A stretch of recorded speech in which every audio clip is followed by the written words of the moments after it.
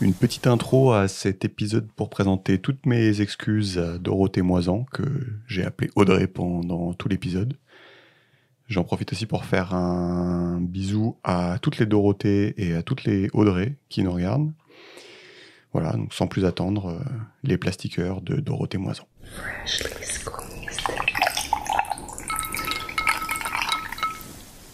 Donc Georges, là on va faire le pire livre au monde. Ça s'appelle Les plastiqueurs de Dorothée Moisan. Et en fait, ça va parler de pollution plastique, de ses impacts sur la santé, du recyclage, de ce qu'on fait en France, de ce qu'on fait dans les autres pays, en Asie notamment. Pourquoi on envoie nos déchets en Asie, qu'est-ce qu'ils vont en faire. Et ouais, c'est le pire livre au monde. À chaque page du livre, j'avais envie de poser le livre tellement, je sais pas, j'étais fatigué, quoi, à chaque page. Je crois que c'était la dernière fois, tu m'as dit, t'en avais marre de regarder Thinkerview et de bader, mais là, ça va pas être, ça va pas être un épisode réjouissant, quoi. Là, je sais pas, tu vas Et passer. j'avoue qu'on n'a pas trop de feel-good bouquins, tu vois. On a soit des trucs un peu neutres, genre sur la morale, tu vois, Ouais, où là, c'est ni bien ni mal, tu vois, c'est juste des questionnements existentiels. ouais. Soit des trucs qui nous expliquent que tout est pourri et qu'on est dans la merde, tu vois. Ouais, Faudrait qu'on fasse un jour un truc un peu genre soyons joyeux, vive le bonheur, tu vois. ouais, on va essayer de trouver ça. Si, on avait fait un truc la dernière fois sur les composantes du bonheur, c'était pas mal. Ah, je pensais que tu faisais référence à ça. Ouais, ouais, bah ça, on avait fait. Ouais. Je Ouais, pensais que tu disais que c'était neutre. ouais. Ouais, ouais, bah ça, c'était pas mal. Ça, c'était pas mal. Il est sorti aujourd'hui, d'ailleurs. Du coup, ouais, donc Dorothée Moisan, la fille qui a écrit le bouquin, elle est journaliste indépendante, elle est spécialisée dans les questions climatiques et environnementales. Et voilà, elle a fait sa petite enquête sur le plastique, et au final, ça donne un livre. Je sais pas, moi, je sais pas si tu vois ce que je veux dire. En gros, c'est ça que je voulais lire, quoi. En gros, tu sais, elle t'explique tout, quoi. Ouais. Moi, j'ai trouvé ça trop bien. Et voilà, donc je suis très content de faire un épisode là-dessus. Si ça peut permettre de diffuser un peu la connaissance. Voilà, je sais pas, t'es prêt pour le bad un peu là? Je suis sûr que ça t'intéresse, le Ouais, et plastique. puis moi je la connais pas la meuf, mais tu vois, je trouve qu'on crache pas mal sur les journalistes comme quoi ils font pas du travail de fond, et cetera. C'est des journaleux, machin, enfin c'est un peu la dogme aujourd'hui de juste par défaut, cracher un peu sur les journalistes, et Ouais. c'est cool de se rendre compte qu'en fait, il y en a, ils font des travails de fond, elle se fait chier à écrire un bouquin de plusieurs centaines de Ah pages bah sur un là, sujet ouais. précis, enfin, tu vois? Mm. Il y en a qui taffent, quoi. Pas nécessairement tous leur cracher dessus. Il y en a qui taffent clairement, ouais. Mmh. Et, euh, et oui, aussi, je préfère prévenir aussi, bah, l'épisode, il est un peu dense, mais c'est fait exprès. Vu que le livre est dense et qu'il couvre tout, je trouve que c'est lui faire honneur quand même que de faire un épisode un peu dense qui essaye aussi de couvrir tout. Et du coup, pour pas faire honneur justement au bouquin, je vais commencer par expliquer c'est quoi le plastique, parce que finalement, elle passe pas beaucoup de temps là-dessus dans le bouquin. Et juste, moi, j'avais envie d'expliquer ce que c'était. Enfin, toi, tu sais un peu, Georges, d'où ça vient, ou t'étais comme moi Ouais, bah, à la base, ça vient de l'arbre, l'EVA, je crois, ou je sais pas lequel, qu'on saigne et on fait ah non, c'est du caoutchouc, tu vois? Et le plastique aujourd'hui, c'est des dérivés du pétrole, non? Ouais, c'est ça, c'est des dérivés du pétrole, ouais. Ouais, ouais, ouais, c'est exactement ça. Et du Euh, coup, en fait, le truc, c'est que tu une sorte de diagramme, genre sur un baril, tu as X qui sont utilisés pour, en combustible, pour les voitures, tu as X en kérosène, X en fuel lourd pour le chauffage et X en plastique ou je sais pas quoi. Ah ouais, t'es chaud, ok. Non, je pense que t'en savais plus que moi, ouais. En fait, ouais, c'est pas mal, ouais, c'est exactement ça. Mais moi, tu vois, ça je l'ai appris. C'est qu'en fait, je savais pas ce que c'était le pétrole brut. Et en fait, c'est Ouais, ce que tu dis, c'est-à-dire que le pétrole brut, en fait, tu le mets dans une tour de distillation, et en fait, il va classer les différentes molécules en fonction de combien il y a d'atomes de carbone. Et donc, il va les classer dans la tour de distillation, et en fait, elles seront pas utilisées pour la même chose. Donc, typiquement, j'avais vu un diagramme, tu sais, il te disait bah, de 1 à 5 atomes de carbone, tu fais du gaz avec, de 5 à 10, tu fais de l'essence, ensuite, quand on a un peu plus, tu fais du kérosène, ensuite, tu fais du diesel, tu fais les trucs pour les porte-conteneurs, là, les bateaux. Et tout en bas, il y avait 70 atomes de carbone, c'était pour faire le bitume. Et ouais, et en effet, il y avait du coup vers le haut de la tour de distillation, il y avait ce qu'on appelle le naphtha. Donc c'est ça, entre 8 et 12 atomes de carbone, d'après ce que j'ai compris. Et le naphtha, c'est ça que tu vas utiliser pour faire du plastique. OK. Voilà. Oui, et ce qu'il faut se rendre compte, c'est que en fait, on peut difficilement moduler ces pourcentages. Donc en fait, tu as une nappe de pétrole à un endroit, tu du pétrole brut, qui est originaire d'un endroit et qui n'a pas la même composition que le pétrole brut. Le pétrole brut saoudien n'a pas la même composition que le pétrole brut vénézuélien, etc. Mhm. Et en fait, à l'issue du process de distillation, tu as un certain pourcentage de chaque catégorie, donc fuel lourd, mazout, Ah oui, c'est une bonne. je Ouais, sais c'est pas pas quoi, constant, machin. c'est ce que tu veux dire. Ouais. Et en fait, tu peux pas trop jouer sur ce pourcentage. D'accord. Il y a une certaine marge de manœuvre, mais tu vois, tu es obligé d'avoir un pourcentage de nafta, tu es obligé, tu vois ce que je veux dire. Ah ouais, d'accord. Non, j'avais pas du tout pensé à ça. C'est possible de trouver potentiellement un endroit dans le monde où juste t'extrais du brut et en fait, tu peux l'utiliser que pour les avions, quoi, par exemple. Juste. Ouais, bah en fait, non, tu vois. Ah d'accord. Genre, Toi, ce que tu dis, c'est le contraire, c'est que c'est toujours le même pourcentage de. bah moi, je dis que c'est pas le même pourcentage, mais je dis que c'est ta marge, enfin, je suis pas expert, j'ai oublié, mais sur ta marge de manœuvre sur les différents pourcentages, elle est pas énorme pour un fuel brut donné. Dac. Bon, bah Donc en ça, fait, pour c'est. le valoriser, le fuel brut du Venezuela, tu es un peu obligé de faire tel pourcentage le pétrole brut, tel pourcentage de fuel, tel pourcentage de machin. Et tu peux pas dire je veux 100% justement de nafta. Oui, d'accord. Je vois ce que tu veux dire. Ouais, ok, ouais. Il y a toujours un peu de tout, mais les Voilà. différentes Donc en fait, composantes. tout ça pour dire que genre par exemple le plastique est un déchet naturel de l'exploitation du pétrole, quoi. Ouais, d'accord. Ouais. Tu vois ce que je veux dire? Ouais. En gros, parce que tu es obligé dans ton processus pour faire du pétrole pour voiture, Mhm. tu es obligé à un moment donné d'obtenir du nafta, tu vois, ou j'en sais rien. Ouais, c'est ça. Après, il me semble que le NAFTA, tu fais pas que du plastique, tu peux faire plein d'autres trucs en chimie. Ouais. Mais voilà, là, on sort un peu de ce que j'ai Ouais. lu. Euh, Voilà, en gros, je pense que je m'exprime mal et les gens nous corrigeront, mais en fait, c'est pour dire que c'est un byproduct, tu vois. ouais, C'est un produit connexe du truc, quoi. ouais, c'est ça. C'est-à-dire que tu fais pas du plastique ou de l'essence, quoi, par exemple. Ouais. Oui, exactement. Dac. Et en gros, ce NAFTA, là, en fait, qui finalement, tu sais, c'est du jus de dinosaure, en fait, c'est un peu ce qu'on avait compris avec les différents livres qu'on a fait, c'est qu'en gros, il y a, tu sais, il y a, J'aime bien, je dinosaure. ouais, c'est ça, mais il y a de l'énergie qui est contenue à l'intérieur de cette molécule. Et donc, tu pourrais la brûler, mais là, en fait, tu vas l'utiliser pour faire du plastique. Et en gros, je peux rentrer un peu dans les détails, mais pas beaucoup. C'est-à-dire que euh, ce, ce- toutes ces molécules là dans le pétrole brut, c'est ce qu'on appelle des alcanes. Et ça, en fait, le naphta, qui est un alcane, donc avec entre 8 et 12 atomes de carbone, c'est ce qu'on avait dit. Tu le mets dans ce qu'on appelle des vapocrackers, et donc tu les fais chauffer à 700 degrés, 600 degrés, et ça va te donner des alcènes. Donc en fait, tu vas créer des liaisons doubles au niveau des atomes de carbone. Et donc les alcènes, c'est tout ce qu'on va appeler, tu sais, éthylène, propylène, voilà, les trucs qui se terminent en N, si tu as compris, alcène, N, éthylène, voilà. Et éthane, propane, machin, c'est des alcanes. Voilà, c'est smart. Et une fois que tu as mis ton nafta dans le vapocracker et que tu as eu des alcènes, en fait, tu vas faire ce qu'on appelle un procédé de polymérisation. Et donc, tu vas juste tu sais, les attacher les uns derrière les autres, tes alcènes, j'ai envie de dire à l'infini, mais pas à l'infini, quoi. Enfin, tu vas en mettre beaucoup les uns derrière les autres. Et en fait, c'est ça qui te fait ton plastique, quoi. Ok. Et Et donc, ça sort des raffineries, quoi. ouais, c'est ça. Et En fait, c'est plutôt le nafta qui sort, enfin la matière première du plastique qui sort des raffineries, et après, peut-être c'est un autre acteur qui prend cette matière première-là et qui en fait du. bah, après, tu dois le mettre dans un vapocracker pour faire Ouais, ta liaison double carbone. Et ouais. après, tu vas faire la polymérisation pour les mettre les uns derrière les autres.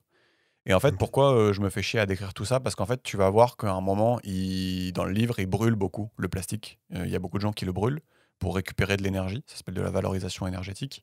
Et en fait, moi, je comprenais pas trop c'est quoi le concept de brûler du plastique, mais j'ai l'impression que cette énergie, là, ce jus de dinosaure, il a été un peu conservé jusqu'à dans sa dernière forme, tu vois, puisque ça Ouais, vaut le coup de le brûler. Bon, après, ouais. je suis pas capable de te faire le bilan énergétique de ce Ouais. truc-là, mais j'ai l'impression que ça explique un peu pourquoi certaines personnes le brûlent, quoi. Mais je trouvais ça intéressant parce que pour moi, c'était un peu flou, tu sais, ça vient du pétrole, tu le brûles, je comprenais pas trop la mécanique du truc.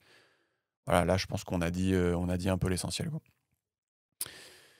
Donc voilà. Donc tout ça, c'est intéressant. Donc avec tout ce plastique, on fait plein de produits utiles. Et le thème du livre là, de Audrey Moisan, bah, c'est de dire, bah oui, ok, il y a plein de trucs utiles avec ce plastique, mais peut-être qu'il y a des choses qu'on voit pas derrière ces produits du quotidien. Peut-être qu'il y a un peu une face cachée. Il y a peut-être un peu une face cachée du plastique. Et moi, ce que je vais faire dans cet épisode, c'est que je vais commencer par parler des problèmes que ces substances vont avoir sur la santé, d'après Audrey Moisan. Et puis, je vais ensuite, seulement dans un second temps, traiter les chapitres qui vont plutôt décrire à quel point c'est une catastrophe environnementale. Et en fait, je sais pas si ça te paraît cohérent, Georges, mais en fait, je préfère faire ça parce que je me dis, si tu comprends pas les impacts sur la santé, en fait, je trouve que tu peux avoir la conclusion, bon, bah oui, c'est pas propre, il y a du plastique partout, mais en fait, on s'en fout, quoi. Enfin, c'est juste, c'est pas beau et les petits oiseaux, ils sont pas contents, mais enfin, tu vois, si tu comprends pas qu'il y a des impacts graves sur la santé et que du coup, si t'en as partout, ça va pas, je trouve Oui, je suis peut-être, d'accord. tu vois, le message perd de son Bah, impact. ça factualise le truc. Enfin, tu vois, tu as un peu un truc instinctif qui est de tu te doutes un peu au fond de ton être que genre avoir des paysages remplis de plastique, c'est un peu dégueu. Ouais. Ou avoir plein de microparticules de plastique dans la mer, c'est un peu dégueu. Mm. Mais c'est intéressant réellement de le prouver et de factualiser pourquoi c'est dégueu et pourquoi c'est pas bien. Surtout l'aspect microparticules, tu vois. Ouais. Parce qu'en fait, genre, tu sais, le continent de plastique avec des gros gobelets de plastique dans la mer, je pense que t'as pas besoin de convaincre grand monde que pour lui dire que c'est pas bien, tu vois. Oui, oui, oui.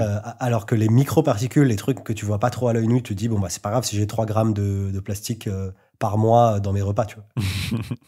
Ouais, ouais, Non, bah, mais c'est tu vois, un peu moi, ce que tu dis, ouais. tu vois, typiquement, moi, j'aurais tendance à dire ça, tu vois. En fait, Mm. est-ce que c'est réellement impactant, tu vois. Ouais, c'est ça, exactement. Bah, justement, donc voilà, donc du coup, ce que je propose, c'est qu'on regarde d'abord la santé, et puis après, voilà, on fera les sujets un peu plus croustillants de, ok, on envoie nos déchets en Malaisie, le foot à la mer, voilà, on fera ça dans un second temps.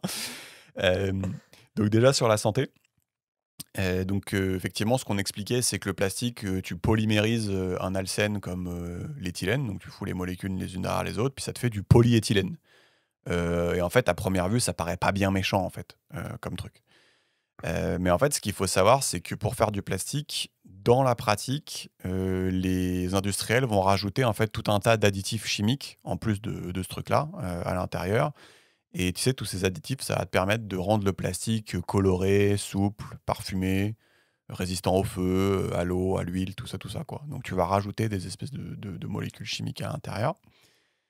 Et je vais te citer quelques-uns de ces additifs, et je pense que tu vas en connaître quelques-uns. Donc parmi les pires, dit Audrey Moisan, c'est les bisphénols, les phtalates, les perfluorés et les retardateurs de flamme bromés. Je sais pas s'il y en a quelqu'un qui te disent quelque chose. Ouais, bah, bisphénol et phtalate, je crois qu'il y a eu pas mal de combats législatifs autour de ça, non. Exactement. Bah, tout ça, on va en parler. Ouais. Voilà. Euh, donc tout ça, ça paraît assez clair, mais en fait, le problème, c'est que c'est souvent difficile de savoir ce que le fabricant a mis dans son plastique. Donc, tu sais, typiquement, l'exemple classique, ça va être, tu vas être des ONG qui vont tester un produit et qui vont dire, bah, c'est chelou, votre produit, je sais pas, il booste la création d'hydrogène chez l'animal. Et le fabricant va répondre, ah, non, je crois pas. Et d'ailleurs, de toute façon, je peux pas vous dire ce qu'il y a dedans parce que c'est secret défense et c'est notre savoir-faire. Et si on vous le dit, on fait faillite. Donc ça, c'est l'exemple classique, tu vois. Ouais. Donc de base, t'es niqué, quoi. Donc ça c'est le truc où t'es niqué de base. Et quand bien même, on arriverait à contourner ce problème, il y a un autre problème. Donc il y a Audrey. Ouais, Ah oui, donc en gros, comme c'est un truc un peu non comestible, t'es pas contraint de dire la composition du truc, quoi. exactement. Exactement. Ça, c'est un des points clés. Voilà. Donc de base, t'es niqué. Et en plus, il y a un autre problème. C'est-à-dire elle explique que quand bien même tu arriverais à, à expliciter de, qu'est-ce que tu as mis dedans, en fait, il y a un autre phénomène qui s'appelle les NIAS, NIAS, qui sont les substances que les fabricants n'ont pas ajoutées délibérément dans le produit, mais c'est des substances qui sont importées de façon non délibérée, ou alors ça va être des sous-produits qui sont apparus pendant la fabrication. Et en fait, nous, on n'est pas chimiste, donc ça nous parle pas trop, mais en C'est fait, les non-intentional active substances. toi, t'es chaud. C'est ça ou pas? Ouais, Je sais c'est pas, je ça. viens de le créer. Bah, C'est je vrai, pense, putain. bah, je vais vérifier, mais je pense. NIAS, ouais. Ah, j'en suis très fier. Bah, t'es chaud. Je te respecte. Et tu sais, nous on n'est pas chimistes, donc, genre, donc on comprend pas trop, mais en fait, concrètement, enfin, je peux donner l'exemple qu'elle donne, qui est imbitable, mais elle donne l'exemple du polystyrène. Elle dit qu'il contient du nonylphénol, un perturbateur endocrinien qui donc stimule l'activité des oestrogènes. Tu vas voir qu'il y a beaucoup de trucs qui stimulent l'activité des oestrogènes. Et en fait, elle dit c'est du phosphite de tris non phényl qui avait été rajouté, mais lors de la fabrication, il se trouve qu'il peut libérer du nonylphénol et du coup, c'est un NIAS. Donc en gros, ce qu'on dit, c'est que dans les processus chimiques, tu as toujours des trucs un peu chelous qui vont apparaître et que tu maîtrises pas forcément, quoi. Et qui peuvent être surprenants, quoi. Tu sais, ça me fait penser un peu aux huiles de tournesol et de colza là, qui coûtent 10 centimes les 10 litres, où en fait, toute la dangerosité du truc vient du fait que c'est ultra chimique et qu'à la fin, tu maîtrises pas trop en fait ce qu'il y a dedans, en fait. Tu vois, enfin, Ouais. c'est ça le truc. Je sais pas si tu vois un peu Ouais. le délire.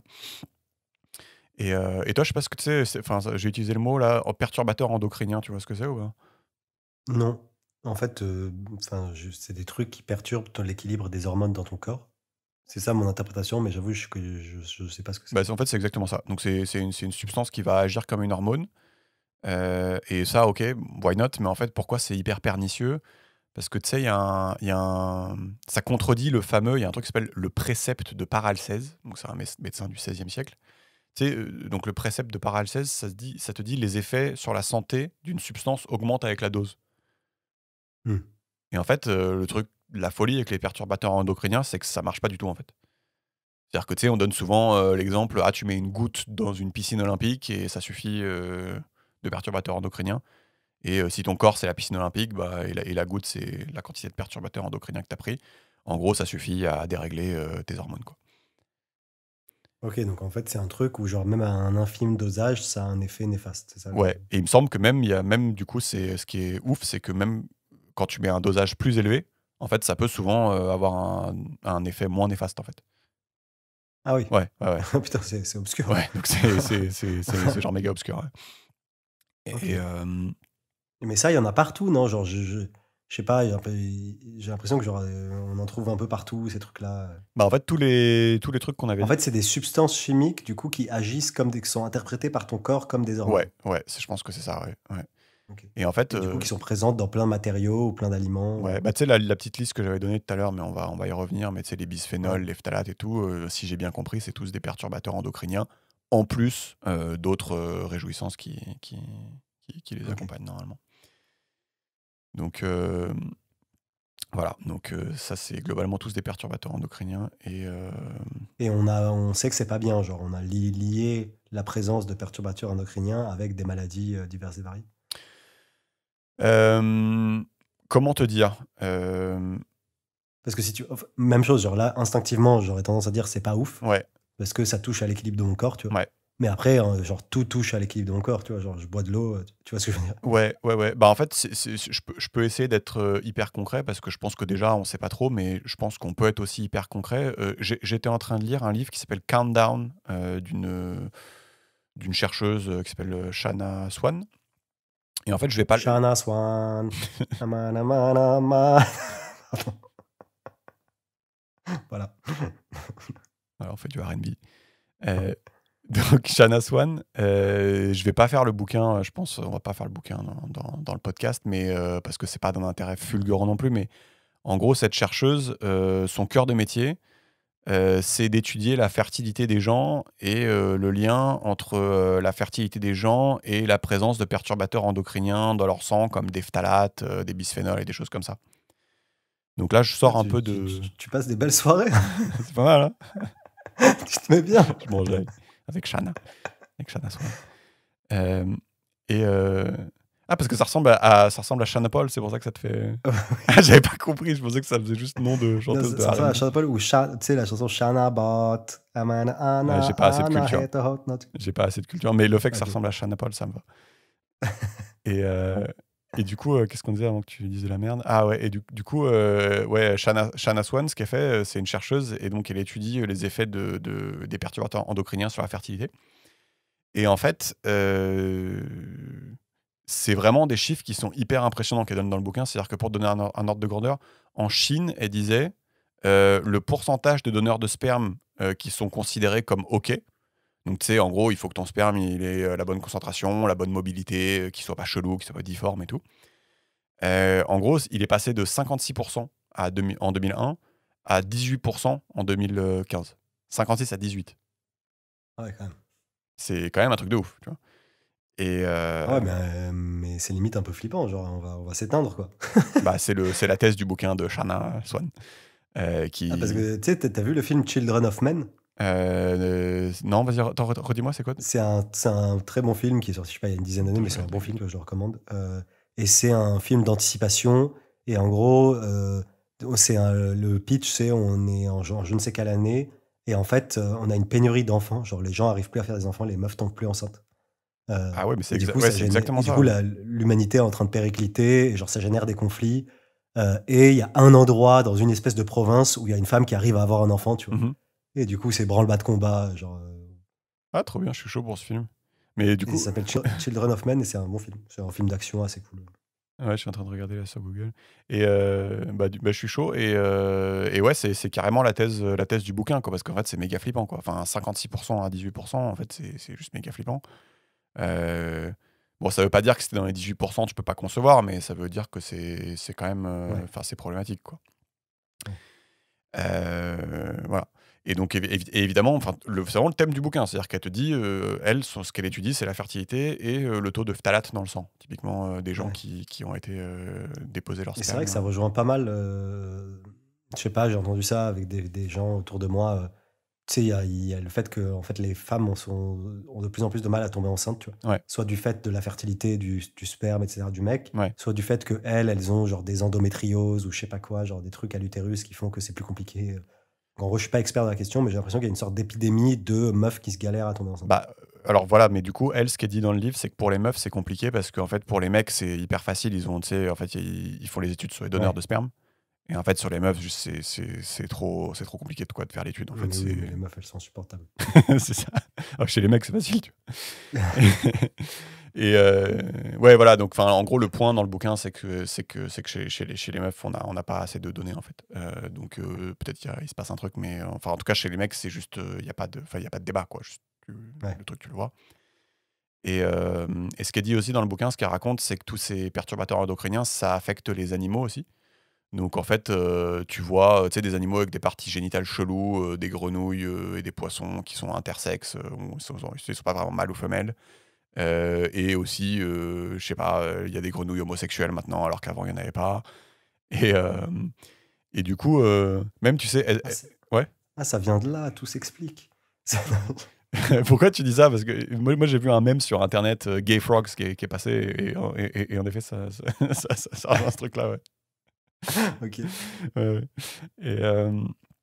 Et, et tu sais, même, du coup, et je vais finir avec ce bouquin, là, on n'est pas obligé de faire, on peut refermer la parenthèse, mais tu sais, elle se demandait aussi dans un chapitre, au risque de se faire écarteler vivante sur Twitter, tu sais, est-ce que ça peut pas être aussi à cause de cette exposition dans le ventre de leur mère, là, à toutes ces substances chimiques, qu'aujourd'hui, tu sais, il y a pas mal de gens qui se questionnent sur leur genre qui savent pas trop où ils en sont et tout, et nous se demandaient, bah, peut-être, est-ce que c'est pas lié Ah juste oui.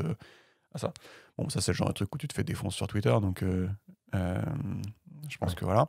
Mais voilà, mais je trouve ça intéressant. Shanna Swan, J'avoue que c'est countdown. intéressant. Countdown, Ouais, et quand donc, le countdown arrive à zéro, il se passe quoi? ok. Donc tu voulais un exemple concret, je t'en ai donné un. Ouais, du coup, les perturbateurs endocriniens, c'est hardcore. Bah, a priori, ouais. C'était ça la réponse à la question. Voilà. Donc, je peux faire un petit zoom là sur. Tout à l'heure, on avait cité comme produits chimiques hardcore là, les perfluorés qu'on mettait dedans. Et les perfluorés, je crois qu'on en a déjà parlé. Tu sais, c'est la star du film Dark Waters. Donc, il y a un film Dark Waters avec l'acteur qui joue Hulk dans Marvel. Et en fait, Dark Waters, c'est l'histoire vraie d'un avocat qui s'attaque à l'entreprise américaine DuPont, à l'époque où ils avaient inventé les perfluorés. Ils étaient trop contents. Et en fait, bah, il les attaque à l'époque parce que bah, du coup, ça empoisonne une ville de 70 000 habitants. Et donc, le film, il raconte cette histoire-là. Et donc, les perfluorés, tu sais, c'est une famille de 4700 produits qui vont être imperméabilisants, anti-taches, anti-graisse, anti-adhésifs. Et typiquement, tu sais, tu les trouves sur les poêles à frire anti-adhésifs. Ouais. Que tu as, Georges, puisque je suis venu chez toi. Donc c'est le genre de poêle où tu les grattes avec ta fourchette ou avec ta spatule ou je sais pas quoi, et après tu bouffes ces trucs-là. Et après tu deviens une gay frog. Et, J'ai vu, je me rappelais, tu t'étais révolté quand tu as vu.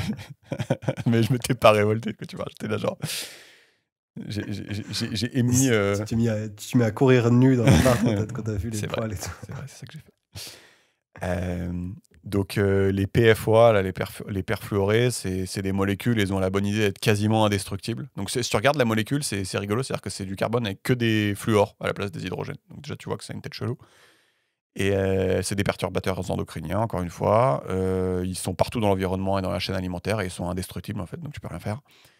Et voilà, et les plus célèbres, c'est ceux qui sont dans les poils où tu as le petit revêtement anti-adhésif. Donc évidemment, si vous achetez une poêle en inox sans revêtement. Donc ça, c'est les perfluorés que Georges aime bien avoir dans ses poêles. Et sinon, tu sais, il y a l'autre qui est super connu, c'est les bisphénols, dont le plus connu, c'est le BPA, là, le bisphénol A. Ça te dit quelque chose, non? Ouais, dans les biberons et tout. Bah ça a été interdit dans les biberons, du coup, Ouais. en effet. Donc, en fait, le bisphénol A, c'est un monomère qui rentre dans la composition du plastique de type polycarbonate. Et donc, ouais, typiquement, quand tu as une gourde en plastique réutilisable, qui est très écolo puisque ça permet d'éviter les bouteilles jetables, bah ça, c'est en haut de la liste des objets à éviter d'après l'organisation Chemtrust, parce que si c'est du polycarbonate, ça veut dire en gros que tu as du bisphénol A dedans. Et donc, là, c'est un perturbateur endocrinien, comme d'hab, j'ai envie de dire. Mais il a la bonne idée de favoriser le diabète, la puberté précoce et le cancer de la prostate, en plus, tu vois, d'être un perturbateur endocrinien. Donc, le BPA, c'est bien. Et tu disais, ouais, les biberons, c'est souvent marqué sans BPA. Maintenant, d'ailleurs, c'est interdit. Ouais. Mais en fait, juste ils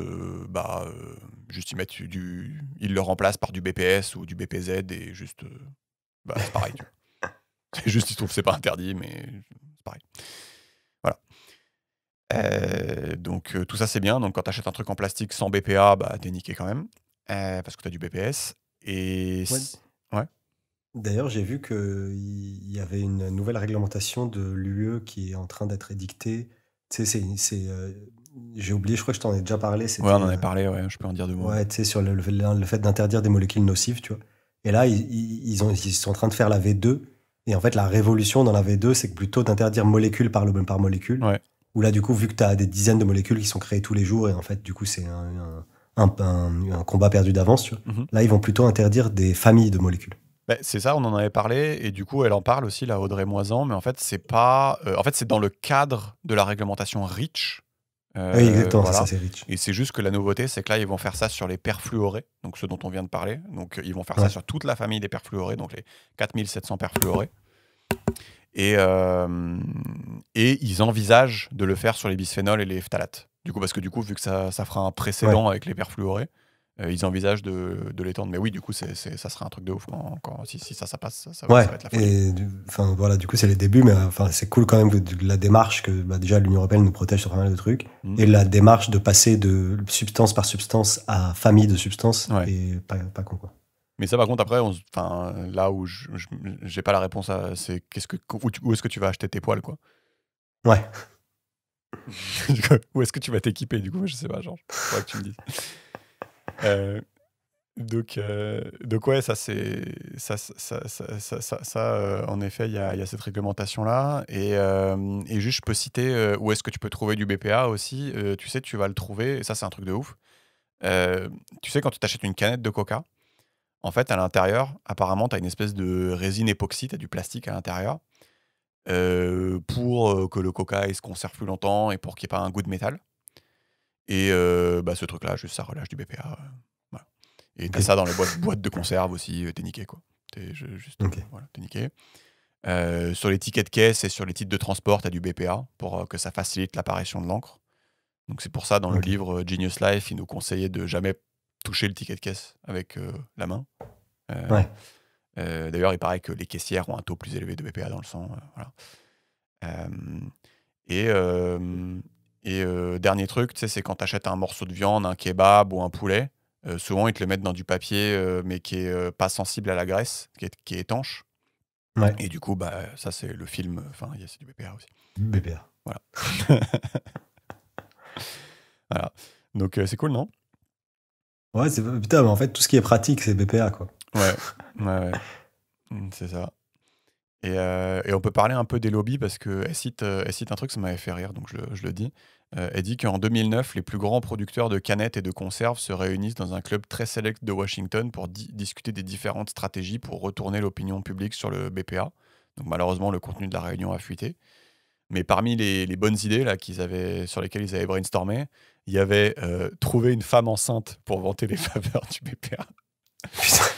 Trouver un scientifique qui veuille bien faire ça, ça va. Utiliser la tactique de la peur, en disant oui, la nourriture va être contaminée par les bactéries si on n'utilise pas le BPA, machin. Ouais. Et mon préféré, c'est dire que interdire le BPA, c'est raciste. Donc c'est différentes techniques des lobbyistes. Et Audrey Moisan, elle nous dit si on fait un peu gaffe, les lobbyistes, ils utilisent tout le temps les 3 mêmes étapes de défense classiques, qui sont en gros, tu nies le risque sanitaire, tu décrédibilises les chercheurs, tu fais des pseudo-études, enfin, tu sèmes le doute, c'est ce que tu expliques à chaque fois. Tu essaies de fabriquer le doute. Ça, c'est le 1. Le 2, tu retardes la réglementation et l'interdiction par tous les moyens, tu fais des interminables procédures judiciaires, tu dis que le produit est essentiel à la vie moderne, que l'économie va s'effondrer s'ils dévoilent ce qu'il y a dans leurs produits et que voilà, l'emploi va péricliter, tout ça. Donc le 2, c'est retarder. Et le 3, c'est faire diversion. Donc ça, c'est hyper important, on verra pourquoi avec le recyclage. En vantant le progrès technologique et en vantant les solutions qui n'existent pas aujourd'hui, mais qui vont nous sauver dans le futur. Tu vois. Donc 1, nier, 2, retarder, et 3, faire diversion. Et, et je vais en rajouter un qui, en bonus, c'est que souvent, on va le voir là, les industries vont s'allier en créant des espèces d'organisations à 2 balles avec des faux noms, genre l'Alliance pour la planète et l'environnement, j'invente, tu vois. Et ces espèces d'alliances vont expliquer que ce qu'ils font, c'est vachement bien. Et, et je sais pas si tu as vu, tu sais, la pub dans le métro avec la sirène qui est sous l'eau, avec tous les déchets, et on te dit oui, il faut jeter les déchets, c'est pas bien, machin. Tu vois de quelle pub je parle ou pas? Non, je l'ai pas vu. Ah, tu l'as pas vu? Ok. Mais bref, je vois le genre. Bon, bah, du coup, tu vois, c'est signé Geste Propre. Et c'est Ok. une organisation derrière laquelle se cache le lobby Plastics Europe, Coca-Cola, Nestlé, Danone, Haribo, Cristalline, Intermarché, enfin voilà. Ouais. Et, et c'est assez ouf de se dire ouais, que, en fait, enfin, c'est pas, je sais pas, tu vois cette pub, tu te dis, bah normal, ouais. Je sais pas, il y a Ouais. des mecs qui te disent que c'est pas bien de polluer. Et en fait, juste, c'est c'est ces mecs-là derrière, quoi. Ouais. Euh, et je sais pas si t'as déjà vu aussi la pub, mais ça date de 1970, du Crying Indian, où en gros, t'as un Indien qui fait du canoë et Ouais. sur sa rivière, et à un moment, genre, il se prend une poubelle dans la gueule, et en fait, il se retourne, et en fait, c'est pollué partout. Ok. Et ils disent, en gros, les gens sont à l'origine de la pollution, les gens peuvent arrêter la pollution. Et ça, c'est, Ouais. je sais pas si ça te dit quelque chose, ce truc. Non. Non plus. Ça, c'est la première pub, en gros, en 1971, qui a été financée par Keep America Beautiful. Et en fait, c'est Coca-Cola, PepsiCo, tout ça, quoi. Ouais, Euh, c'est marrant, c'est en gros enfin, dévier la responsabilité du systémique ou de l'entreprise vers l'individu. ouais, c'est ça, c'est ça, c'est ça. Et, et, euh, et ouais, Et ouais, puis aussi, après, ça fait un argument auprès des décideurs, dire regardez, en fait, j'investis tant pour la protection de l'environnement. ouais, carrément, carrément. Et, et ouais, et voilà. Et du coup, je suis allé voir la pub sur YouTube parce que je la connaissais pas, mais c'est vrai que c'est assez marrant de regarder les commentaires. Tu sais, tu vois les commentaires, les gens qui disent ah, c'est une honte, machin, les gens polluent, machin. Et tu sais, tous les 10 commentaires, t'as un mec qui fait non, mais c'est des lobbies, vos gueules. Donc voilà, ça m'a fait rire. Et peut-être pour conclure un petit peu là sur ce que je disais, c'est voilà, plus généralement, selon l'Agence française de santé publique, ils disent que 100% des Français sont imprégnés de bisphénol A, F, S, de phtalate, de parabènes, d'éther de glycol, de retardateurs de flamme, tout ça, tout ça. Et donc voilà, bah, c'est la fête du slip, donc on a tout ça en nous. Et, et toi, tu parlais des microplastiques aussi, Georges. Euh, il y a l'université de Newcastle qui a calculé qu'on ingère 2000 petits morceaux de plastique par semaine. Donc ça, je sais pas, ça parle pas trop, mais en gros, ils disent qu'on ingère 5 grammes de plastique par semaine, soit une carte de crédit, en fait, par semaine. Hmm. Et ça, je trouve ça, c'est ouf quand même. Tu bouffes une carte de Ouais. crédit de plastique par semaine, quoi. T'avais ça, t'avais ça en tête, tu Ouais, disais je tout me à l'heure, rappelle ouais. avoir écouté ce truc-là. Mais tu vois, pour le coup, ça me choquait pas, quoi. Genre, tu vois, Ouais. ça m'écœure pas tant que ça, tu vois. Ouais, mais du coup, quand tu vas devenir stérile, tu vois, du coup, ça va t'écœurer, quoi. Ouais, voilà. Du coup, ça, c'était tout ce qui était sur la santé. Et ouais, et je vais peut-être juste finir avec un petit fun fact Covid. Il y a une Indonésienne qui s'appelle Yuyun Ismawati, je crois qu'il y a une militante, qui s'était demandé est-ce que les masques Covid sont traités au perfluoré. Parce qu'en fait, il n'y a rien marqué sur l'emballage. Hein. Ouais. Et tu sais, je te rappelle, rien n'oblige le fabricant à divulguer la composition Ouais. des produits non alimentaires. Et en fait, elle a mis les masques dans l'eau. Et il a fallu 26 heures au masque pour être mouillé. Et ensuite, elle a essayé de les brûler. Et donc, c'était impossible. Donc, le fait que ça soit pas mouillé dans l'eau, c'est probablement qu'il y a des perfluorés. Ouais. Et le fait que tu puisses pas le brûler, c'est qu'il y a probablement des retardateurs de flamme dedans. Tu vois. Et donc, en gros, Audrey Moisan, elle conclut, elle dit le public n'a pas le droit de savoir s'il y a des retardateurs de flamme ou des perfluorés dans ces masques. Mais par contre, on a le droit de respirer tout ça à longueur de journée en mettant les masques. Quoi. Et ouais, Ouais. ça, c'est vrai que c'est quand même un peu un truc de ouf. Euh, donc ça clôt la partie sur tout ce qui était santé. Voilà, je voulais la faire avant de faire l'environnement parce que si on comprend pas pourquoi c'est dangereux, bah c'est un peu con. Toi, tu avais tout ça en tête, ces dangerosités-là ou... Non, non, pas du tout. Ouais, toi, tu te disais, pas grave, je bouffe une carte de crédit. Non, mais j'avais l'impression, mais je comprenais pas réellement en quoi c'était dangereux, ni l'ampleur du truc, tu vois. Hmm, Parce qu'en fait, tu sais, c'est un arbitrage, quoi. Effectivement, en fait, c'est des trucs très pratiques, tu vois, dans la vie. ouais. Parce que, tu vois, moi, ma poêle, elle se raye pas, machin, machin. Hmm, Et donc, c'est en gros, dans l'arbitrage entre la praticité, la facilité d'usage, etc., ou la facilité de nettoyage versus les dommages que ça peut provoquer à ta santé, tu vois. ouais. Ou le coût, tu vois. Parce que peut-être que, je pense que pour plein de ces produits-là, potentiellement, on va trouver des substituts. Il y en a, on va pas trouver. Si le jour où ils seront interdits, il y en a, on va trouver, mais ce sera peut-être plus cher, etc. Hmm, Et donc la question, c'est dans l'arbitrage, est-ce qu'on préfère notre santé ou la praticité au quotidien, tu vois. ouais. Et pour moi, ça dépend de quelle est l'ampleur de l'impact sur la santé. Mais du coup, de ce que je comprends, c'est que c'est plutôt fat, tu vois. Bah après, Et puis par ailleurs, la praticité au quotidien, enfin, c'est quand même marginal, quoi. non, mais le truc, c'est que là où je vais te rejoindre, c'est que, en fait, dans le chapitre, enfin, c'est pas là, on va faire une deuxième partie sur les problématiques de pollution. Je pense qu'il y a beaucoup de bouquins où on arrive à cette conclusion-là, mais en fait, on fait n'importe quoi, en fait. Donc, en fait, c'est pas, si tu veux, la question ne se pose même pas, en fait. C'est juste, c'est pas compliqué de faire mieux, en fait. Tu vois. Donc oui, peut-être quand on aura atteint un espèce d'équilibre où on fait pas trop de la merde, on pourra se demander ce que tu dis. Ouais, est-ce que vraiment on a envie d'aller plus loin Est-ce que machin, truc, est-ce que ça vaut le coup Mais là, juste, enfin voilà, quand tu fous les trucs à l'eau parce que c'est rigolo, juste, c'est genre stop quoi. Donc Yes. voilà, on va déjà faire les low hanging fruit Très bien. et puis ça sera très bien. Mais oui, je m'étais fait la même remarque que toi. Ouais. Voilà. Donc, je vais commencer par le recyclage. Et en fait, elle pose une question, enfin, elle fait une remarque intéressante, je trouve. Elle dit en fait, l'industrie du plastique, elle est suicidaire parce qu'elle milite pour que les déchets plastiques soient recyclés. Et donc, elle milite pour jamais produire de plastique vierge, en fait. C'est un peu con, quand même, pour elle. Non. Oui. Et donc, oui, je trouve que c'est pertinent de se demander en fait pourquoi les sociétés plastiques elles militent pour un processus qui signerait leur mort. Et en fait, c'est une chose qu'on a un peu vue avec la petite sirène là et le Crying Indian. C'est qu'en fait, Dorothée Moisan va expliquer que en fait, c'est quand même grandement une stratégie des sociétés plastiques pour verdir le plastique et déculpabiliser le consommateur lors des achats. Donc, je pense que tu as compris. En gros, elle dit que si le public croit que le recyclage fonctionne, ou alors qu'il va finir par fonctionner, alors il sera pas forcément autant préoccupé par l'environnement quand il achète ses trucs en plastique et tout, quoi. Euh, enfin, en gros, toi et moi, on est content quand on jette un emballage plastique à la poubelle de tri parce que on a l'impression que, je sais pas, ça va redevenir un emballage, quoi. Tu vois ce que je veux dire? Oui, ça, puis enfin, en fait, c'est un truc, un problématique de chaîne d'usage ou chaîne de valeur, quoi. Mm. En fait, tu as le producteur, le distributeur, l'usager et le mec qui le traite, quoi, qui le recycle ou le déjeteur, tu vois, je sais pas comment on appelle ça. Ouais.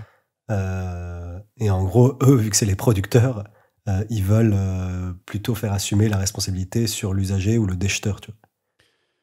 Tu vois ce que je veux dire? Ouais, c'est exactement ce que tu dis.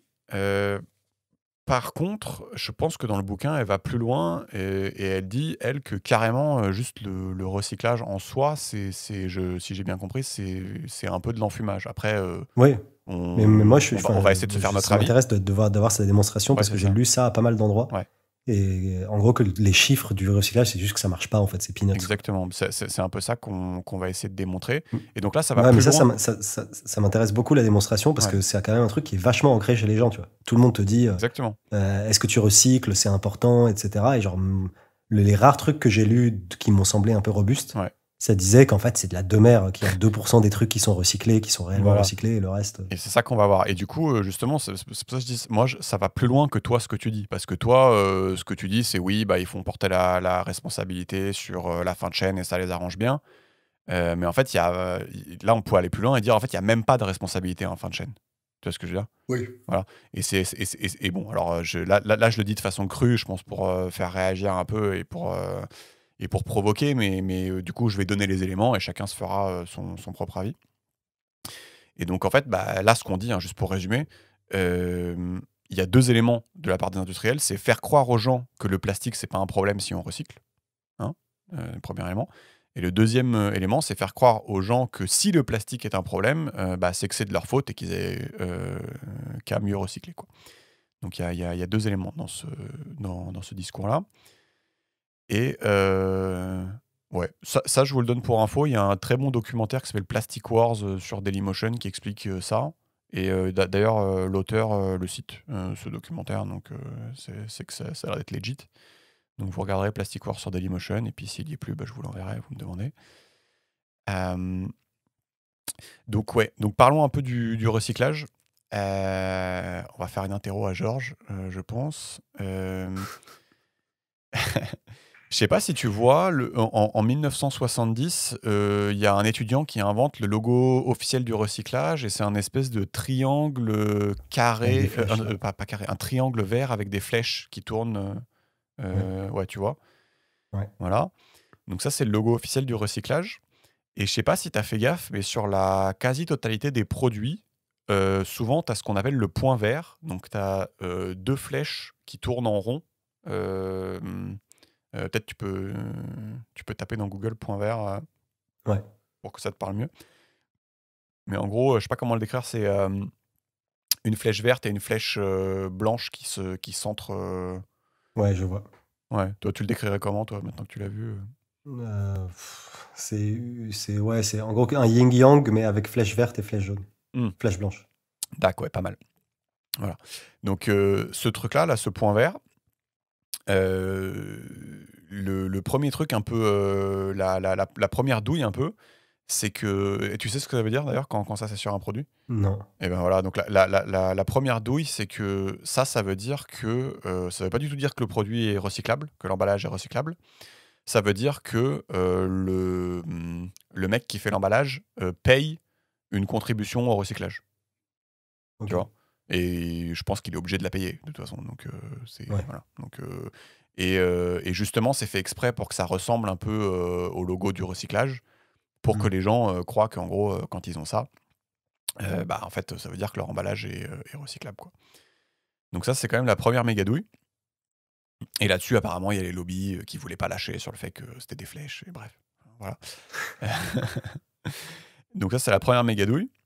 Et ensuite, tu as un autre truc qui est très important, c'est ce qu'on appelle le code d'identification des résines. Et donc, en fait, je sais pas si tu l'as déjà vu, c'est un chiffre donc, qui va de 1 à 7. Et ce chiffre, il est entouré par un triangle qui est lui-même constitué de flèches. Et donc là, le triangle constitué de flèches, en fait, ça ressemble comme 2 gouttes d'eau au logo du recyclage, en fait. Sauf que encore une fois, ça veut pas du tout dire que c'est recyclable, ça te dit juste, en fait, le numéro de 1 à 7, il te dit le type de plastique que c'est, tu vois? OK. Donc c'est voilà, donc ça, c'est encore, la méga douille et hem et du coup, enfin, il va y avoir plein de douilles additionnelles maintenant que je vais citer. Heu, c'est qu'elle dit que sur 7 milliards de tonnes de déchets plastiques produits depuis 1950, 9 ont été recyclés. Le reste a été incinéré ou brûlé, donc on parle de 12 ou a fini en décharge ou dans la nature et on parle de, 79 80. D'accord? Donc 9 recyclés, 12 brûlés et 79, dans la nature ou en décharge. OK. Voilà. Donc ça te donne, un peu les ordres de grandeur. Elle dit qu'aux US, on recyclait 5 de plastique dans les années 90 et qu'aujourd'hui, après plusieurs millions d'euros investis, on en est à 9. OK. Voilà, donc il y a 9 de recyclage, donc c'est la turbodouille et si tu regardes au niveau mondial, il y a d'autres chiffres que je peux donner. Elle dit 40 du plastique, c'est des emballages. 14 d'entre eux, donc 14 des 40 hein, donc c'est pas beaucoup, sont collectés en vue d'être recyclés et parmi les 14 tu dois enlever, ceux qui sont non recyclables, ceux qui sont recyclés en des produits de qualité inférieure, donc je sais pas, tu fais de l'isolation ou des poteaux de signalisation et il te reste seulement 2 des emballages qui sont transformés en produits équivalents. Donc je sais pas si tu vois la douille, mais c'est-à-dire qu'en gros, tu as un pourcentage, d'emballages collectés que tu vas considérer comme, collectés pour le recyclage et ensuite sur tous ceux qui sont collectés, bah, en gros, tu dois enlever tous ceux qui sont non recyclables, tu dois enlever, tous ceux qui sont, mis en décharge, tous ceux qui sont, transformés en produits de qualité inférieure et en fait, il y en a que très peu qui sont, réutilisables pour faire, en gros, encore des emballages, quoi. Tu vois ce que je veux dire? Ouais. Ouais, je vois. Bah, ouais, en gros, genre, c'est de dire, quand tu mets quelque chose à recycler, bah, déjà, il y a que 40 qui vont être potentiellement recyclés. Heu, c'est ça? 40 c'est 40 du plastique, c'est des emballages Ah et oui, ensuite elle 40 disait de 14 plastique. Mais en gros, il y a 14 une proportion de ce que tu mets à recycler qui est non recyclable ou qui est machin. Mmh. Donc en gros, c'est tu connais la proportion qui est réellement recyclée dans ce que tu mets à recycler? Ouais, Bref, en gros, tu as une proportion qui est recyclée, genre, je sais pas, disons 40 ou 20 ou 30. ouais, Et après, dans cette proportion recyclée, tu as une proportion encore plus petite qui est recyclée pour des choses de qualité équivalente, quoi. Donc ouais, en fait, tu as nécessairement une dégradation du truc, c'est pas une chaîne infinie, quoi. Sauf pour les 2 ouais. Bah, en fait, je peux récapituler un peu. C'est-à-dire que en fait, quand tu utilises le mot recycler, en fait, ça veut tout et rien dire parce que tout le monde se l'approprie. Ouais, Donc tu as des gens qui vont te dire: «Bah, si c'est collecté dans la poubelle jaune, oui, ça compte comme, recyclé». oui. Sauf que sur les trucs qui sont collectés dans la poubelle jaune, bah, en fait, il y en a une partie, on va les envoyer dans d'autres pays. Donc ça, on en parlera beaucoup plus en détail tout à l'heure, mais quand tu l'envoies dans d'autres pays, bah, tu sais pas ce qu'ils en foutent et la plupart du temps, ils en foutent pas des choses, très glorieuses. Parmi ceux qui sont collectés, dans la poubelle jaune, il y en a certains qui sont brûlés et certains comptent ça comme du recyclage parce qu'ils appellent ça de la valorisation énergétique. Tu vois Mmh. ce que je veux dire? Donc en gros, ils disent que mon truc a été recyclé, il a produit de l'énergie. Certains finiront à la décharge. Donc ça, certains, ils disent que c'est recyclé parce que ça a été, collecté dans la poubelle jaune et certains vont faire des produits de qualité moindre. Donc juste, bah, tu refais pas le même produit, mais juste tu fais je sais pas, des trucs, de l'isolation, des trucs comme ça et il y a une infime minorité qui font des produits équivalents. Donc tu vois, sur les emballages, elle disait 2. Ouais, Voilà. Donc pourquoi je te dis ça? Pour que tu comprennes, en fait, quand on dit recycler, en fait, c'est quoi toutes les douilles à l'intérieur de ce mot-là, en fait? Qu'est-ce que ça connote, en fait? Qu'est-ce que tu peux potentiellement, ouais, j'avais lu on vous le mettra dans la vidéo aussi ou enfin en commentaire. ouais.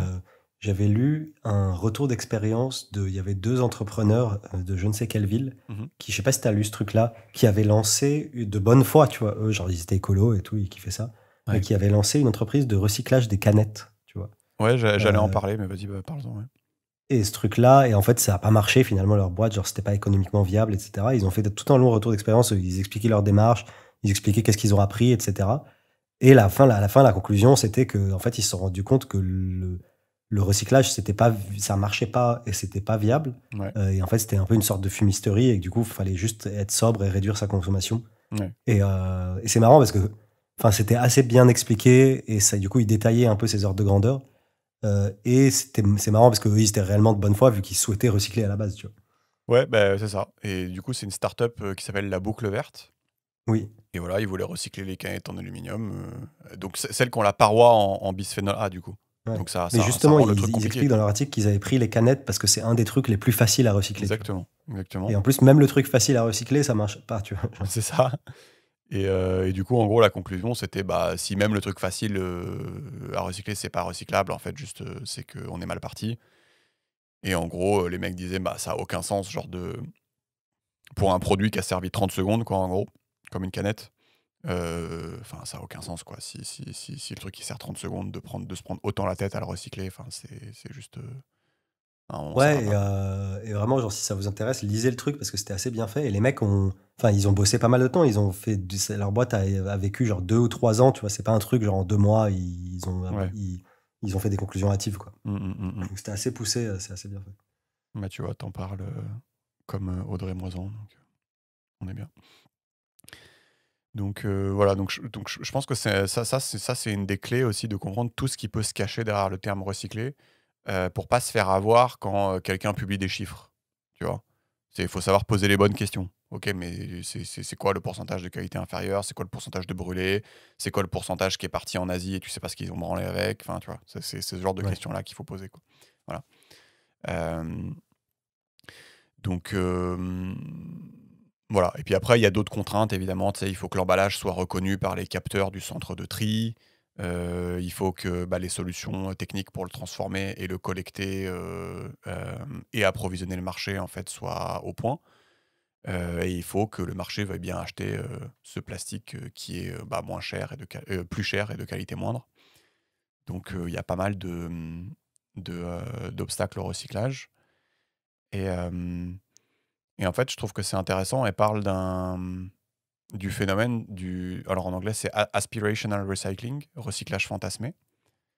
Et tu sais, c'est ce que toi et moi on fait un peu, je pense. C'est tu mets ton emballage dans la poubelle jaune en te disant je connais pas trop le recyclage, mais dans le doute, ça sera recyclé, quoi, tu vois. Tu vois ce que je veux dire? Ouais. Euh, Oui, et c'est là que tu vois que le brainwashing et c'est que le ça, conditionnement des industriels et même, enfin, que ça fonctionne, ouais. que le conditionnement de notre existence, ça marche, quoi. Ouais. C'est que la plupart des gens, moi, avant que je lise tous ces articles-là, etc., enfin, Mhm. la norme aujourd'hui, c'est vraiment de considérer que le recyclage, ça marche Mhm. et que c'est réellement utile. Mhm. Et en fait, quand tu te renseignes, tu te rends compte que en fait, ça marche pas et que tellement négligeable que c'est limite presque inutile. Ouais, c'est ça. En fait, versus d'autres actions, tu vois. C'est comme quand tu dis que tu es écolo, genre le premier truc qu'on te demande souvent, c'est est-ce que tu recycles, tu vois. Et en C'est fait, ça. c'est sans commune mesure l'utilité de faire du tri, de recyclage. C'est quasi inutile versus genre être végétarien ou mieux chauffer sa maison ou pas prendre l'avion, tu vois. Et dans les ordres de grandeur, tu vois. Et en fait, c'est marrant parce que le recyclage, c'est le geste écologique le plus répandu, Mhm. qui est en fait un des plus inutiles finalement, c'est de ce que je comprends, tu vois. Bah, en fait, c'est. Enfin, Enfin, pas le recyclage, le tri, pardon. enfin, là, c'est vrai que tu compares par rapport à d'autres métriques qui sont, je sais pas, des problématiques de carbone dans ce que tu as cité. Mais en fait, donc déjà, c'est pas facile de comparer. Mais en fait, le truc, c'est que, comment dire, en, en soi, c'est utile de mettre les déchets dans le bac jaune et de recycler. Mais en fait, moi, ce qui me gêne, c'est qu'en fait, c'est juste un stratagème des industriels, en fait, pour continuer à faire leur merde, en fait. Donc, donc je suis quand même un peu gêné par le fait de promouvoir ça. Enfin, tu vois, ce que je veux dire, ça me gêne maintenant de promouvoir Oui, ça en me exactement. disant, bah, en fait, je fais Bah, leur jeu, en fait. Parce que, c'est que c'est ça. En fait, c'est ça que ça t'évite de modifier ton comportement, quoi. ouais, Et ça t'évite de moins consommer et d'être sobre parce que tu considères que c'est efficace. ouais. Mais tu vois, enfin, il faut quand même insister sur le fait que c'est quasi inefficace, quoi. Enfin, Ouais. c'est ce qu'elle a l'air de dire, la dame. Parce que si tout le monde, Genre, si tout le monde demain faisait, bah non, moi je recycle pas mes trucs parce que vous faites de la merde et ça sert à rien, bah peut-être que ça provoquerait un peu une réaction, quoi, du gouvernement ou oui. des industriels. Et en gros, Alors que là, ouais, et en gros, juste ne pas acheter un truc ou mieux, ou acheter un meilleur produit qui est moins emballé, etc. hmm, Enfin, mieux acheter ou moins acheter, oui, ça mieux envoie un consommer meilleur ou moins signal déjà. consommer, Ouais. c'est beaucoup plus utile que de trier ou Hmm. recycler, quoi. Bah, écoute, de toute façon, on va continuer et puis chacun se fera son avis. Euh, donc, je peux continuer à donner des petits chiffres. Tu as aussi le phénomène, tu sais, côté des industriels, les industriels vont prendre des engagements qui n'engagent à rien. Donc, typiquement, tu vas avoir Mars, Nestlé, Danone, L'Oréal qui se sont engagés à incorporer 30% de plastique recyclé d'ici 2025 dans leurs emballages. Et Ouais. aujourd'hui, elles atteignent entre 0,2% et 7%, ça dépend de l'entreprise, de ce truc-là. Et bah, en fait, en 2025, juste elles vont faire ah bah désolé, on n'a pas réussi. Et personne communiquera là-dessus, quoi. Enfin voilà. Et donc en gros, juste Audrey Moisan, elle dit bah en fait ils profitent des retombées médiatiques de leurs annonces. Et après juste enfin personne les tient enfin Oui. personne les tient responsables. Juste ils y arrivent pas, quoi.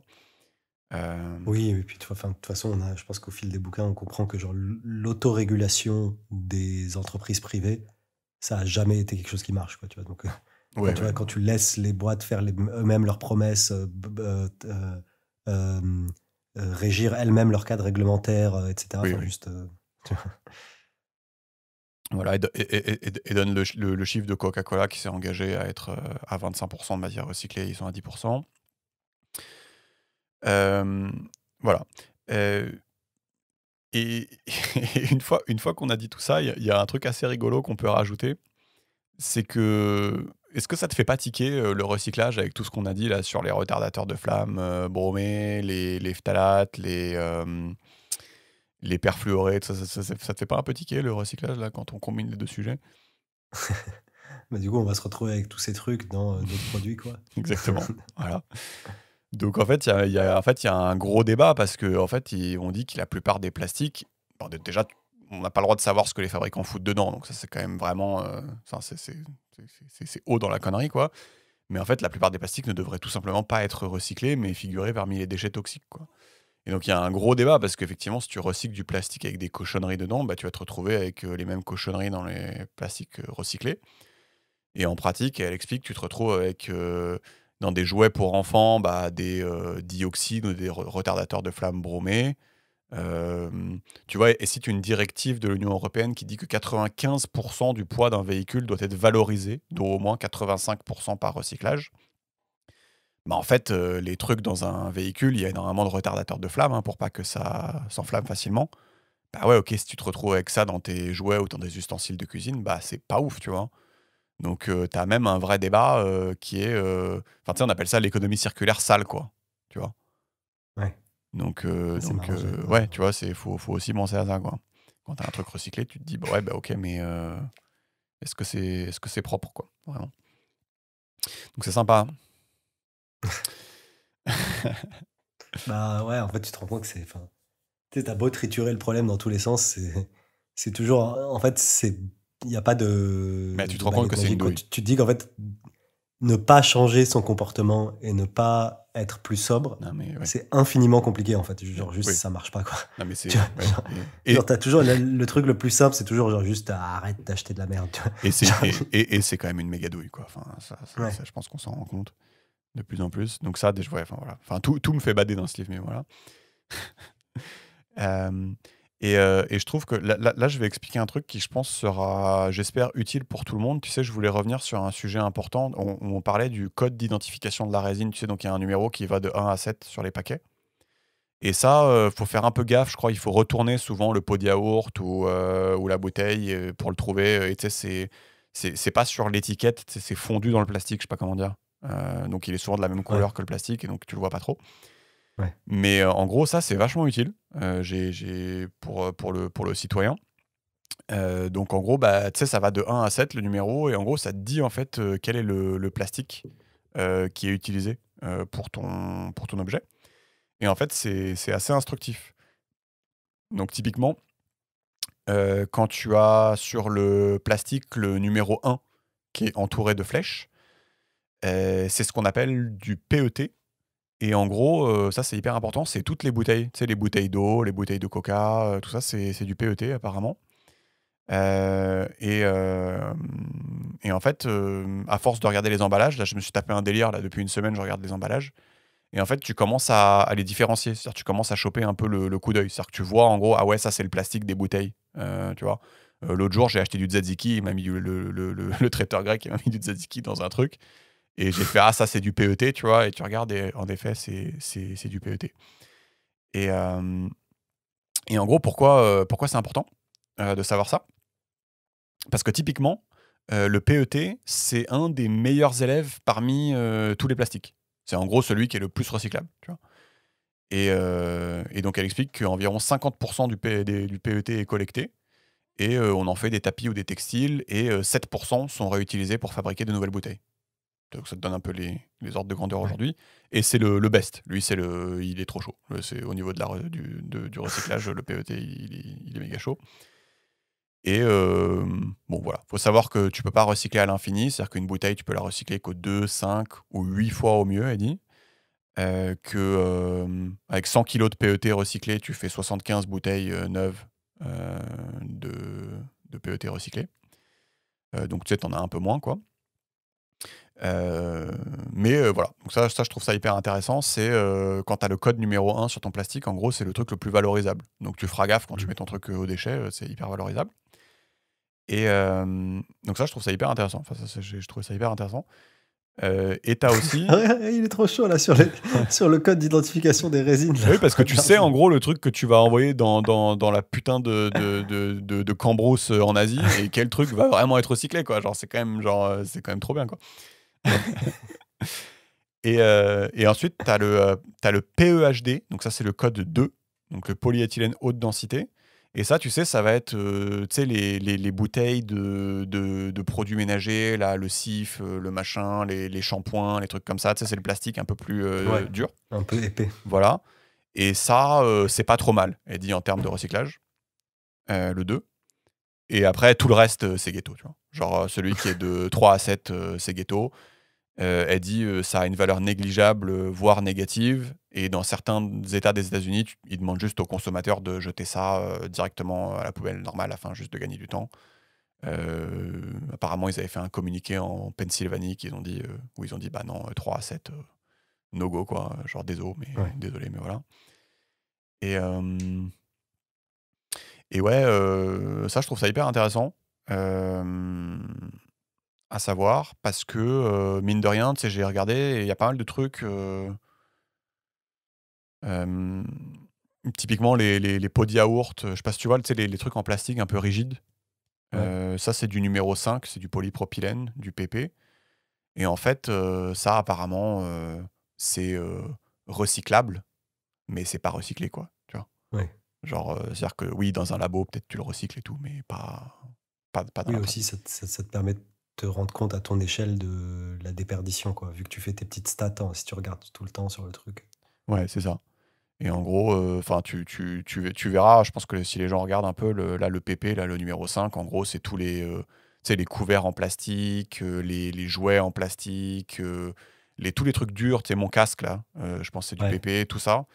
Bah, ça, en gros, faut pas se dire, enfin, ça, tu sais, c'est pas recyclable ces trucs-là, quoi. Enfin, genre, ouais. genre ça, c'est mort, quoi. Voilà. Heu, donc, ouais, tu vois, elle dit sur 367 centres de tri aux US, 1% acceptent les couverts et assiettes en plastique. Tu vois? Ouais. Bon, bah, voilà, voilà. Hem Et bah, je sais pas si déjà tu avais ça en tête. Ça, je trouve ça intéressant de savoir, en gros, regarder la résine et se dire, bah, en gros, ouais, je vois bien si c'est recyclable ou pas, en gros. En gros, moi, de ce que je comprends, il y a que les bouteilles qui sont à peu près, OK, inclus, les bouteilles de Ouais. haute densité, là. Non, pas du tout, pour le coup, j'avais pas du tout ça en tête, même c'est intéressant de savoir un peu les lo enfin, c'est marrant de se dire, en fait, il y a des logos que j'ai vus, toute ma vie Bah, et ouais, je me suis jamais réellement posé la question de à quoi ça servait. bah, ouais, c'est trop intéressant, ouais. Et du coup, tu comprends aussi que, tu sais, typiquement les emballages de salade ou les trucs comme ça, tu sais, les trucs un peu fins, En Ouais. fait, mais ça, c'est pas recyclé, quoi. Enfin, Ouais. voilà, donc, je vois pas bien l'intérêt de le foutre dans la poubelle jaune. Il y en a peut-être un, mais je Ouais. le vois pas en tout cas. Euh, et donc, il y a pas mal d'associations, notamment Greenpeace, qui considèrent que c'est abusé en fait de faire figurer la mention recyclable sur un truc qui en pratique n'est pas recyclé en fait. Mm. Tu vois. C'est pas parce que Jean-Michel dans son labo il va réussir à le recycler que en fait tu as le droit de marquer que c'est recyclable dessus. Euh, Ouais. et d'ailleurs Greenpeace ils ont attaqué en justice les hypermarchés Walmart sur ce truc-là. Et Walmart a répondu pourquoi vous me faites chier, virgule, c'est recyclable, donc j'ai bien le droit de mettre recyclable sur le paquet. Tu vois.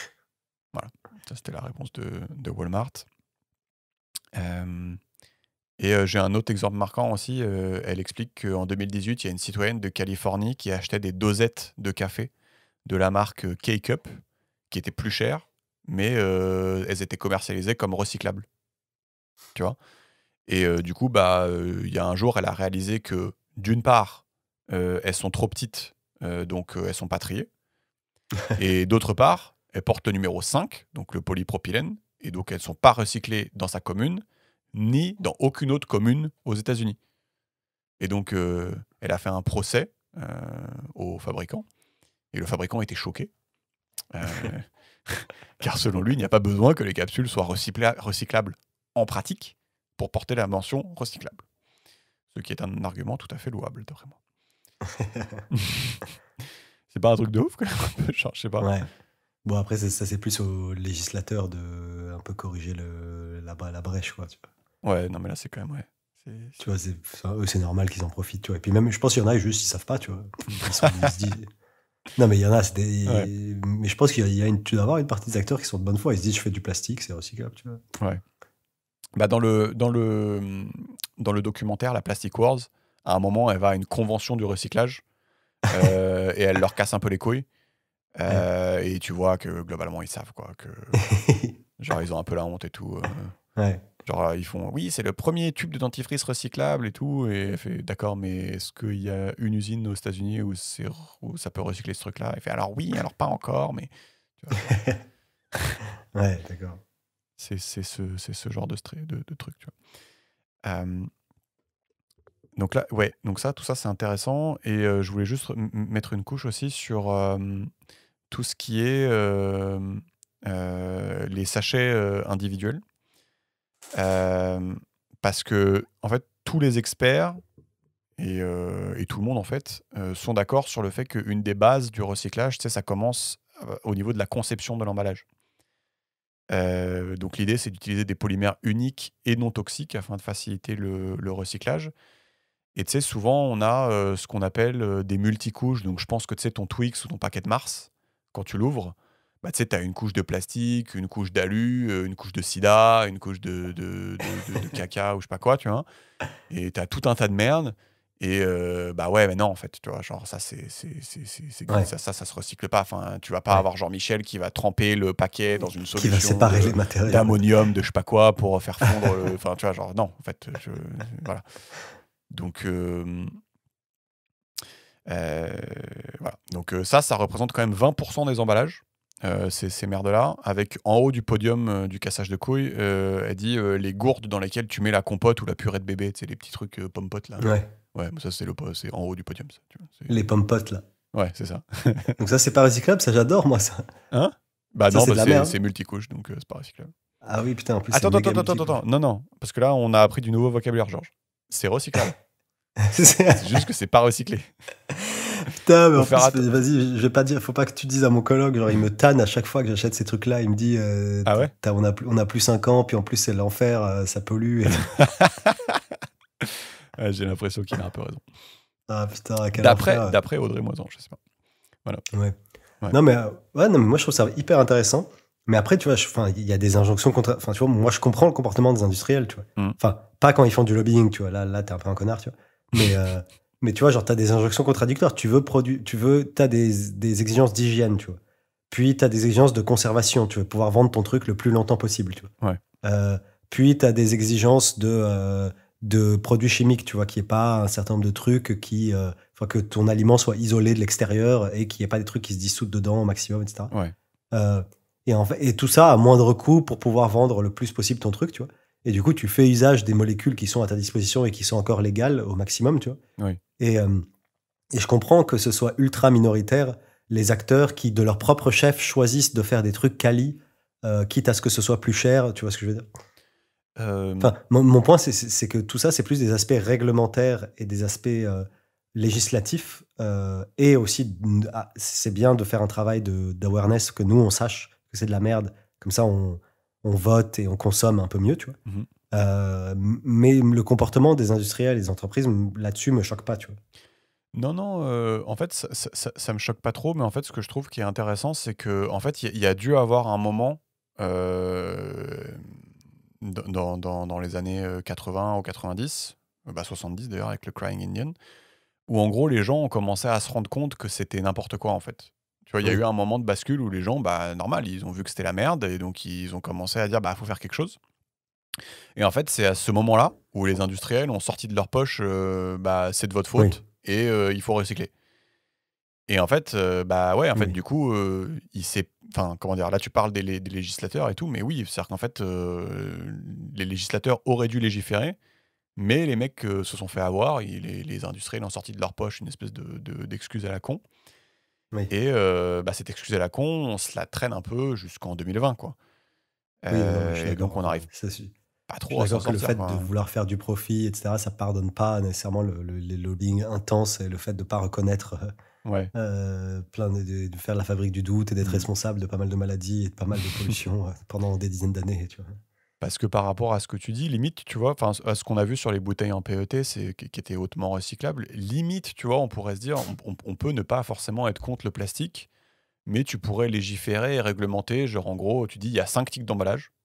Genre, il y a les bouteilles, il y a ça, il y a ça, il y a ça, et les paquets de Twix, c'est fait comme ça, tu vois. Et je suis sûr qu'on arriverait à trouver un moyen de les faire pour pas que ça soit hardcore à recycler. Et juste, tu as 5 types d'emballage et tu te démerdes avec ça, et je suis sûr que ça serait très bien, tu vois. Ouais, Et juste, on se chauffe un peu pour les recycler et on les conçoit pour que ça soit recyclable et voilà. ouais, Mais juste, là, c'est enfin, là, c'est n'importe quoi. Et, et d'ailleurs, justement, à ce propos, je vais citer un truc, je trouvais que c'était intéressant. C'est-à-dire que c'est des exemples bien parlants là, qui ont eu lieu en France. C'est-à-dire que, tu vois, je te parlais du PEHD, là, le numéro 2 là, les bouteilles de shampoing qui se recyclent bien. Euh, Bah, du jour au lendemain, les industriels, à un moment, ont décidé de passer, au PET opaque parce que ça leur faisait, 30 d'économie et juste les centres de tri étaient pas équipés pour différencier, le PET opaque du PEHD, là, le numéro 2 qui est bien recyclable. Donc juste, ils ont fait ça et juste les centres de tri sont pas occupés et équipés et juste les industriels, ils s'en branlent. Donc ouais. c'est l'exemple numéro un et tu as l'exemple numéro 2 qui était, de la marque Madrange qui a créé un nouvel emballage avec moins de plastique et 85 recyclable. Et il y a un organisme qui a décidé de tester si c'était recyclable et donc qui a mis les barquettes dans les centres de tri. Et sur 150 barquettes, il y en a 149 qui sont partis à la décharge, qui ont échappé au capteur. Tu vois. Et donc tu vois qu'il y a un espèce de truc où en gros, tu sais, ils font leurs emballages et ils demandent rien à personne en fait. Ouais, Tu vois. Et par rapport à ce qu'on disait tout à l'heure, bah ça c'est, il y a peut-être moyen de s'organiser un peu mieux quand même. Enfin, ouais, tu vois, ouais, c'est sûr. c'est quand même un peu chelou. Et tu vois, c'est intéressant ça. Mais oui, c'est super intéressant. Mais tu Euh, vois, ouais. Mais effectivement, je pense qu'ils le feront jamais tant que le consommateur est pas beaucoup plus sensible à ça, ouais, effectivement beaucoup plus informé, donc c'est intéressant de faire des bouquins comme ça, ouais, c'est ça. et que le législateur porte ses couilles, tu vois. C'est ça. Et tu sais, il y a toujours le chantage à l'emploi ou le chantage à la compétitivité de ah merde, mon Twix il va coûter 2 euros plus cher si tu me laisses pas mettre mon sida dedans, tu vois. Mais Ouais, c'est ce qu'on disait tout à l'heure quand il t'explique que ouais, l'emploi va péricliter si jamais ouais, tu le laisses pas faire tout ce qu'il veut. C'est ça. C'est ça. Et je peux finir cette petite section sur un truc. C'est un phénomène que je connaissais pas. Mais apparemment, en Asie du Sud-Est, ils sont surexcités sur les sachets individuels. Donc, tu sais, nous, on aime bien acheter des dosettes de café ou des trucs comme ça.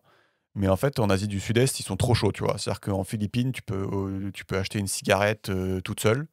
Tu peux acheter une noix de crème, une demi-tête d'ail, un déodorant à 10 centimes, mais à usage unique. Tu vois.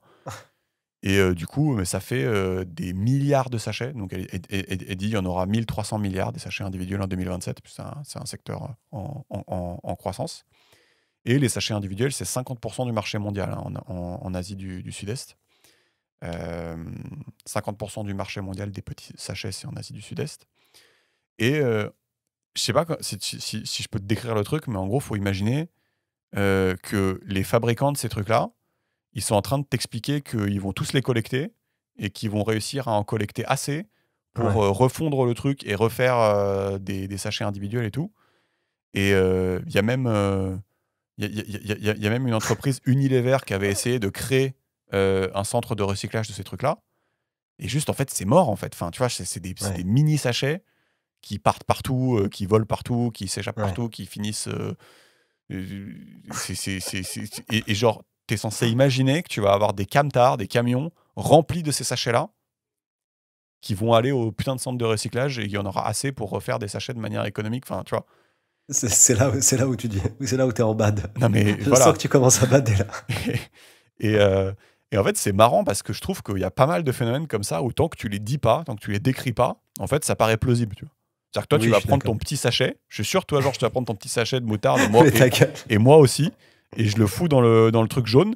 Et je fais, évidemment, le petit sachet en moutarde, il va être recyclé. Le capteur du centre de tri, il va le choper. Il va faire. Bien sûr que non, en fait.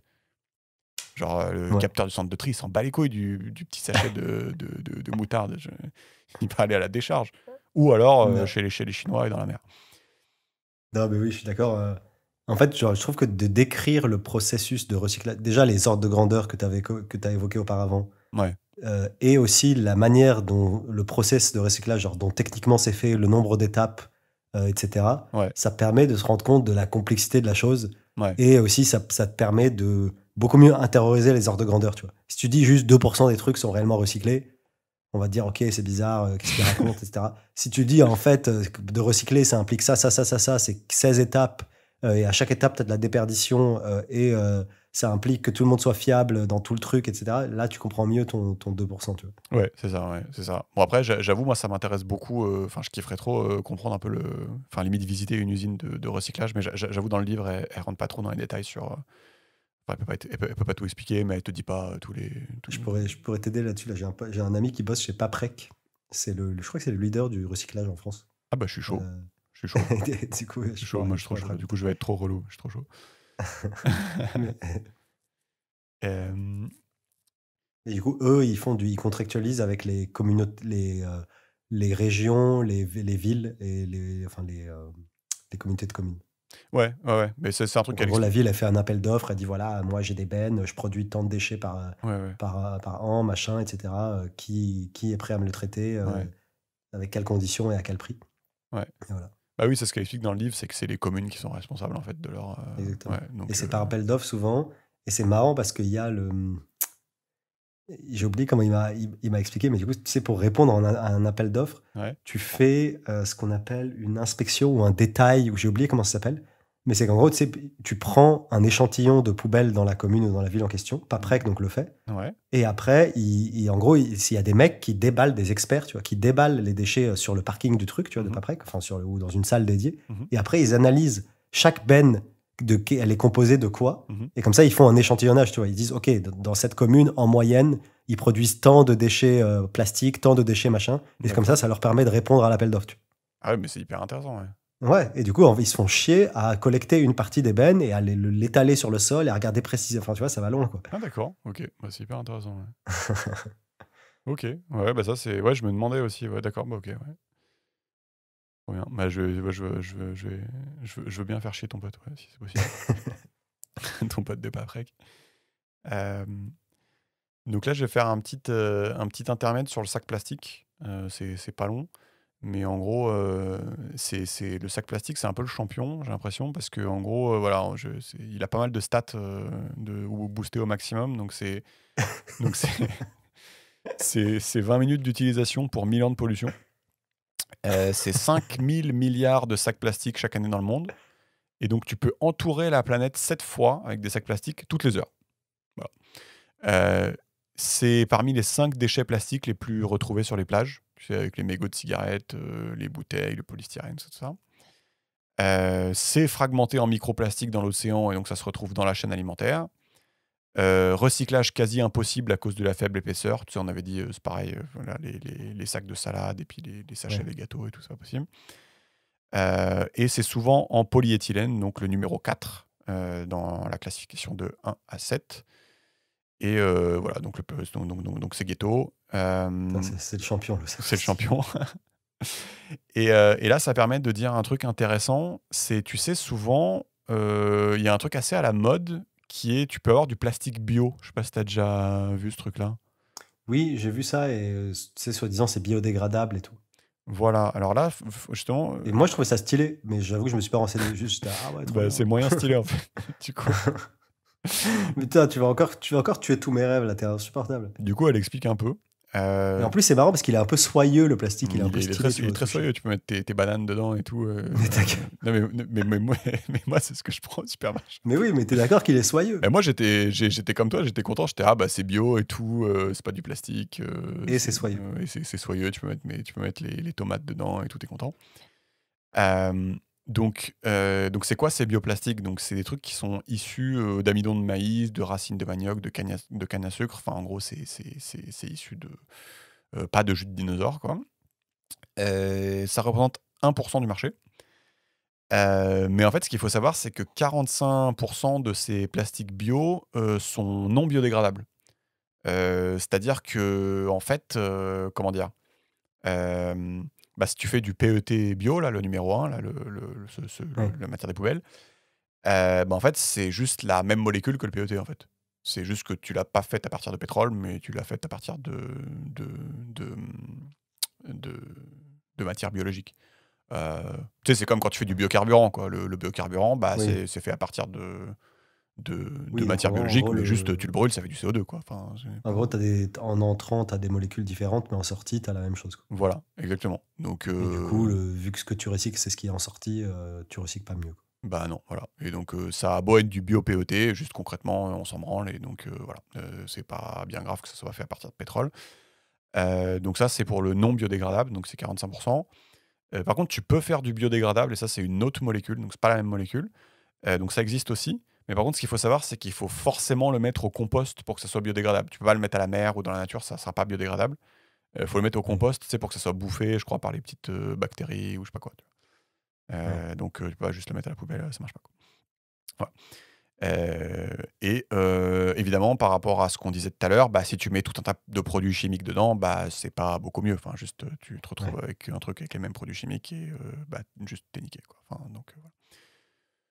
Donc c'est probablement un peu du bullshit aussi pour gagner du temps. Et Audrey Moisan, elle explique, bah, c'est comme avec le biocarburant, de toute façon, t'as pas les terres de dispo pour remplacer tout le plastique par du bioplastique, en fait. Enfin, c'est comme avec le biocarburant, en fait. C'est la même, La même problématique la même de concurrence des problématique. usages sur les terres agricoles. Tout à fait, tout à fait. Donc là, jusque-là, on parlait de pollution plastique où en gros, tu pouvais accuser le consommateur de mal recycler ses trucs, même si on a vu qu'il y avait pas mal de douilles.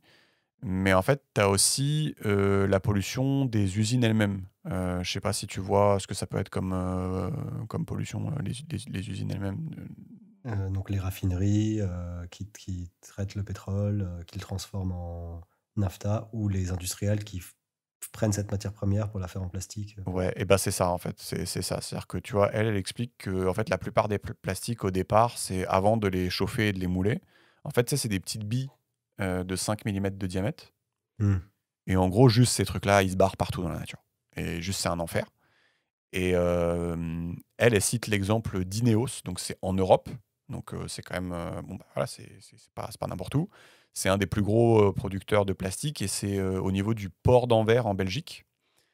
Et donc voilà, c'est un énorme centre pétrochimique. Il y a 2 raffineries, 3 vapocrackers, il y a une dizaine d'usines, plein de pipelines.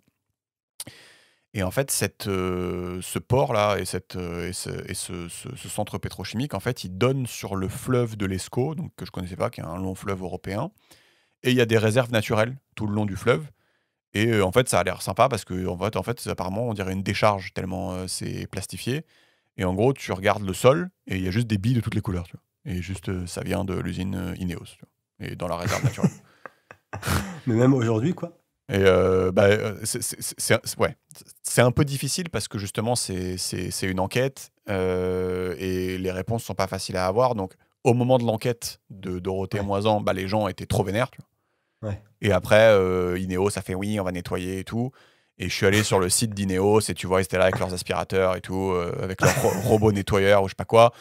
Donc, je suis pas allé sur place. Il faudrait que Audrey refasse une enquête, mais j'imagine que ça doit être un peu du bullshit. Voilà, après, j'ai pas envie de me faire attaquer en justice par Ineos.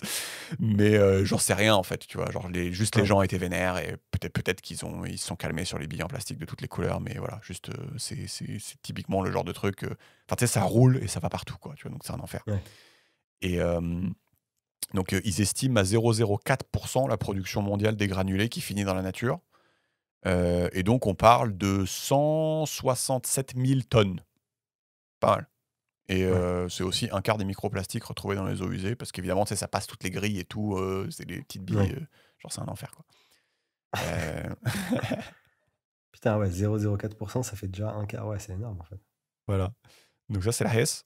Et donc je parle même pas, donc là c'est en Europe, donc j'imagine que dans d'autres pays, enfin, qui sont pas en Europe, ça doit être catastrophique, quoi. Ouais. C'est la grosse merde.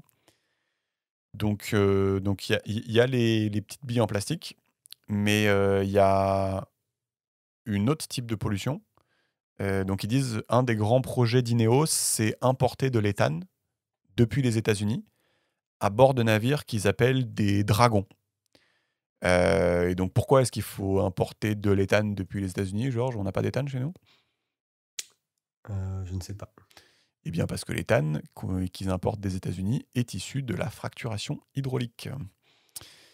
Fracturation Du coup, hydraulique, c'est, tu sais, tu injectes de l'eau et des produits ouais. chimiques et du sable sous terre et c'est dégueulasse. Et du coup, c'est moins cher, quoi. Et du coup, c'est autorisé qu'aux États-Unis, quoi. Ah oui. Voilà, d'où Ouais. l'importation d'éthane issu de la fracturation hydraulique depuis les États-Unis à bord des navires Dragon.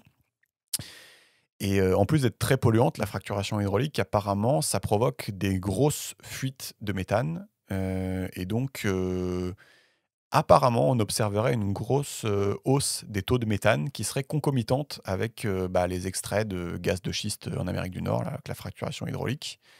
Et Ouais, tu donc, sais, t'as ce film où le mec, il allume un briquet en ouvrant son robinet, tu sais. Je sais pas si tu vois ce truc-là. non, c'est quoi ça? T'as un documentaire qui s'appelle justement sur le gaz de schiste et la fracturation hydraulique et les Ouais, dégâts que ça cause, tu vois. ouais. Qui s'appelle, il doit être sur Netflix, je vous chercherai le titre.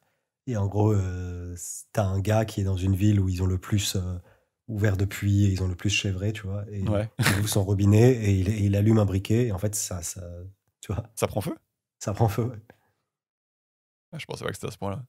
Mais là c'est l'exemple paroxystique, tu vois. D'accord.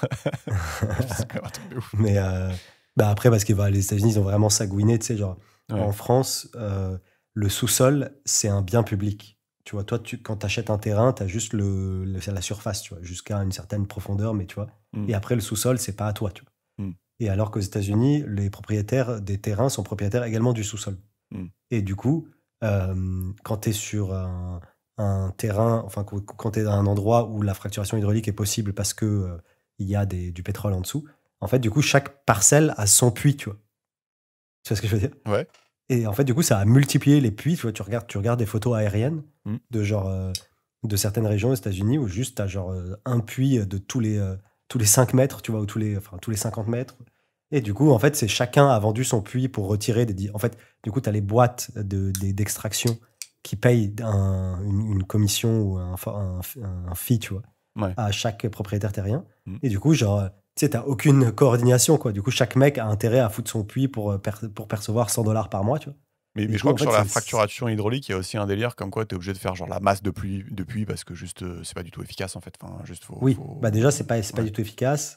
Ça s'épuise hyper rapidement. Et en plus, Mm. genre, chaque personne a intérêt à avoir son puits pour toucher les dividendes du truc, quoi. Voilà, donc c'est pour ça qu'ils importent ça à bord de Dragon. Et sur les navires Dragon, c'est marqué gaz de schiste pour le progrès sur la coque.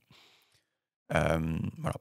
Et oui, et ce que je disais, c'est que tu as observé donc le gars là, Robert Howard, écologue à Cornell, a observé des hausses de taux de méthane qui sont concomitantes avec les extractions de gaz de schiste en Amérique du Nord.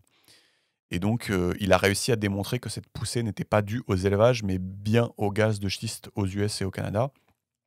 Et donc, je tenais à le mettre parce que tu sais, comme je suis relou avec le méthane qui provient de l'élevage, Georges, tu sais que je trouve qu'un mouton qui mange de l'herbe, c'est quand même le cadet de nos soucis.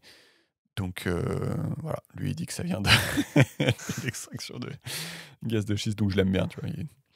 Je ne répondrai pas à cette provocation. C'est mon champion. Donc voilà, donc là on s'est bien enjaillé, je sais pas si t'es d'accord. Ouais, c'est pas mal. J'avoue que c'est pas très réjouissant. Voilà. Et là, je te propose d'attaquer le pire de tous les sujets. Donc dans le vaste muséum de la connerie, là je pense que c'est l'équivalent de la Joconde, là. C'est le traitement des déchets l'outsourcing du traitement des déchets. Exactement. Donc là, on va parler de tout le plastique qu'on a décidé de pas traiter chez nous, mais d'envoyer en Asie. Tu vois, je sais pas, il y a un mec il y a un intello qui s'est dit, bah ça c'est une bonne idée de faire ça. Et donc je sais pas, enfin, là je sais pas si tout le monde a bien compris et si tout le monde connaît, mais genre, je pense que ça vaut peut-être le coup juste de faire une pause pour digérer le truc, mais juste, enfin, je sais pas, t'étais au courant, genre, on envoie nos ordures dans des porte-conteneurs chez les autres à l'autre bout du monde, quoi. Ouais, non, mais ça, j'étais au courant parce que j'avais vu des reportages. Mais après, Non, mais c'est quand même un truc de ouf, non? non, mais moi, je suis d'accord que c'est ouf. Enfin, on va voir que c'est scandaleux et que c'est mal foutu, tu vois.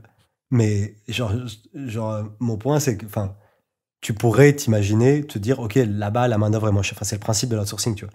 Là-bas, la main-d'œuvre est moins chère. Du coup, tu peux payer des salaires décents aux gens par rapport aux standards de vie là-bas, pour qu'ils passent leur temps à trier les trucs et du coup, c'est plus efficace, tu vois. Tu pourrais imaginer ça, tu vois. Oh putain, c'est pas mal. Non mais le truc là, on va observer quand l'espèce ça marche pas, tu vois. Ah, Mais ce que je veux. non, mais oui, je suis d'accord avec toi. Non, mais tu vois, en théorie, si tu te dis, genre, je contrôle bien mon fournisseur, mon prestataire, tu vois, et je vérifie bien que il réalise mon sous-traitant, Ouais. et qu'il répond réellement au cahier des charges plutôt que de tout intérêt, parce que c'est un pays bananier où la règle de droit ne fonctionne pas et qu'il peut faire ce qu'il veut. Si réellement tu fais un checking de ton sous-traitant, l'idée me paraît pas par essence de la merde. Non, mais en fait, je suis complètement d'accord avec toi. En fait, je trouve que l'idée paraît débile seulement une fois que tu as compris tous les trucs qu'on a compris avant sur le recyclage et les problèmes sur la santé et tout. Si tu es dans l'esprit, bah, le recyclage, c'est trop bien, ça marche trop bien et machin, et juste il se trouve qu'ils le font pour moins cher. Ok, là, et en effet, peut-être ça paraît être une bonne idée, mais mais faut faire un peu le grand écart quand même. Donc je vais te refaire un peu l'historique du truc parce que je trouve que ça aide à comprendre en fait. Quand tu fais l'historique, ça paraît moins con, même si ça reste quand même très con. Donc l'historique, c'est qu'à partir des années 90, voilà, la plupart des déchets recyclables occidentaux ont été exportés vers la côte ouest de la Chine. Voilà, donc là on parle de la Chine. Donc quand les lobbies ont inventé l'idée du recyclage et ont commencé à promouvoir les poubelles de tri, en fait, bah, juste les poubelles de tri, elles ont commencé à se faire à déborder, quoi. Et dans ce cas-là, dans ce cadre, la solution chinoise, en fait, c'est apparu séduisant parce qu'en fait, ils achetaient les déchets à $30 la tonne. Donc, ils nous payaient $30 la tonne le déchet. Et moi, je me dis, mon analyse, c'est qu'ils y trouvaient leur compte parce qu'ils gardaient le meilleur plastique, donc le PET, le numéro 1, et le HDPE, le numéro 2, là. Et le reste, bah, ils le foutaient par terre, à la mer, dans les décharges où ils le brûlaient, quoi. Enfin, voilà. Et donc, ils étaient contents. Et donc tout le monde était content, les Chinois ils étaient contents, et nous on se débarrassait de nos déchets tout en faisant croire qu'ils étaient recyclés, quoi. Alors qu'en fait, probablement qu'on savait pas très bien ce qui se passait là-bas. Donc ça c'était dans les années 90. Mais en 2013, la Chine lance la politique de la clôture verte, ça s'appelle, exigeant du plastique de meilleure qualité. Donc là, ils exigent qu'il y ait un truc qui est vraiment recyclable et vraiment valorisable. Et moi, ce que je suppute, encore une fois, c'est pas dit comme ça dans le livre, mais j'imagine qu'on gardait le PET numéro 1 et le HDPE numéro 2 pour nous, et qu'on leur envoyait toutes nos merdes, en fait. C'est un peu le... c'est ça qui les a un peu fâchés, quoi, je pense. Ils ont perçu la supercherie. Ils ont vu la supercherie. Et donc, du coup, on passe à 5 dollars la tonne. Donc, c'est plus 30 dollars la tonne. Et le circuit de déchets devient de plus en plus flou et difficile à suivre parce que j'imagine, juste, ils ont commencé à se débarrasser vraiment salement des déchets parce que juste ça valait plus le coup, quoi. Voilà. Donc là, ça devient flou. Donc là, c'est le moment où on ne sait pas trop ce qui commence à branler des déchets. Et en 2014, tu vas passer de 5 dollars à des prix négatifs. C'est-à-dire qu'il faut que tu payes pour que la Chine te débarrasse des déchets. Et là, évidemment, ça part en couille, parce que quand tu commences à payer quelqu'un pour qu'il te débarrasse de tes déchets, il va les mettre dans son jardin et voilà, quoi. Enfin, tu vas avoir le moindre mafieux, il va te les acheter, quoi, en gros. Voilà. Et d'ailleurs, tu as même une organisation écolo qui a mis des balises, tu sais, de trackers dans des conteneurs de déchets. Ouais. Et juste, ils avaient constaté que les déchets, ils avaient fini dans une décharge à ciel ouvert dans la province rurale de Guangdong. Ah, c'est pas con ça. Mais c'est pas con, hein, Ouais. d'aller Non, mais c'est vrai, non, vérifier mais genre où vont de mettre tes un ordures. GPS, tu vois. Et juste, je sais pas, t'avais des pauvres gens qui cultivaient un mélange de terre et de plastique pour se nourrir. Et du coup, ils étaient survitaminés, ils avaient des pouvoirs magiques et tout, parce que parce que c'est trop bien de manger ça. Et, et en gros, moi, ce que je comprends, c'est un exemple parmi tant d'autres, c'est tu revends tes déchets à un petit village, et les mecs, ils sont méga pauvres, et ils vont chiner pour essayer de trouver un peu le plastique valorisable. Et le reste, ils vont juste le laisser par terre, ou ils vont le foutre à l'eau de temps en temps pour s'en débarrasser, parce que ça les fait chier d'avoir des montagnes dans leur village. Et donc, en gros, ça marche comme ça. En Chine, ça finissait aussi dans des incinérateurs. Donc, tu brûles le truc. Donc, soit pour faire de la valorisation énergétique, soit juste pour le brûler, parce que ça te fait chier qu'il soit là. Et ce qu'il faut bien comprendre, c'est que quand tu brûles toute cette merde, avec tous les additifs et tous les produits chimiques qu'on a vus dedans, en fait, c'est juste invivable. En fait, la pollution de l'air, pour les gens qui vivent à côté, c'est pas possible, quoi. Enfin, en gros, tu brûles des produits chimiques, c'est complètement hardcore. Elle explique que ça relâche des dioxines, des furanes, des métaux lourds. euh, euh, et et d'ailleurs, c'est un truc auquel les pompiers sont confrontés, tu sais, genre quand les plastiques brûlent. Ouais. En gros, c'est la grosse merde pour les pompiers. Ils sont là, genre, ils peuvent rien faire parce que c'est hardcore, tu vois. Genre, Ouais. c'est le PVC, le numéro 3, qui est particulièrement hardcore. A priori, quand il brûle, c'est le pire, quoi. Donc ça, je t'ai fait la petite histoire. Et l'histoire continue pour arriver au sommet de la blague. Je pense que c'est un peu la symptote de la blague, où du coup, c'est passé à moins 75 dollars la tonne. C'est-à-dire qu'on te paye, tu dois payer Ouais. 75 dollars pour qu'ils t'en débarrassent. Et c'est arrivé en 2018 à refus total de la Chine d'accueillir tout le plastique sous les coups. Donc là, c'est juste, ils font stop, c'est bon, ça nous casse les Ouais. couilles. Donc en gros, ils veulent bien, mais si il y a une pureté qui est inatteignable, bref, du coup, en gros, ils veulent pas, quoi. Et donc, c'est quoi le bilan de tout ça? C'est que pendant des dizaines d'années, on estime que 30% des déchets qu'on a envoyés ont été convertis en matériaux de moindre valeur. 30%, c'est pas mal quand même. Et que 70% finissaient en décharges sauvages, incinérées ou dans l'océan. Donc ça c'est le bilan de nos aventures. C'est pas mal, on en pense quoi? Non, mais oui, oui, qu'est-ce qu'on en pense?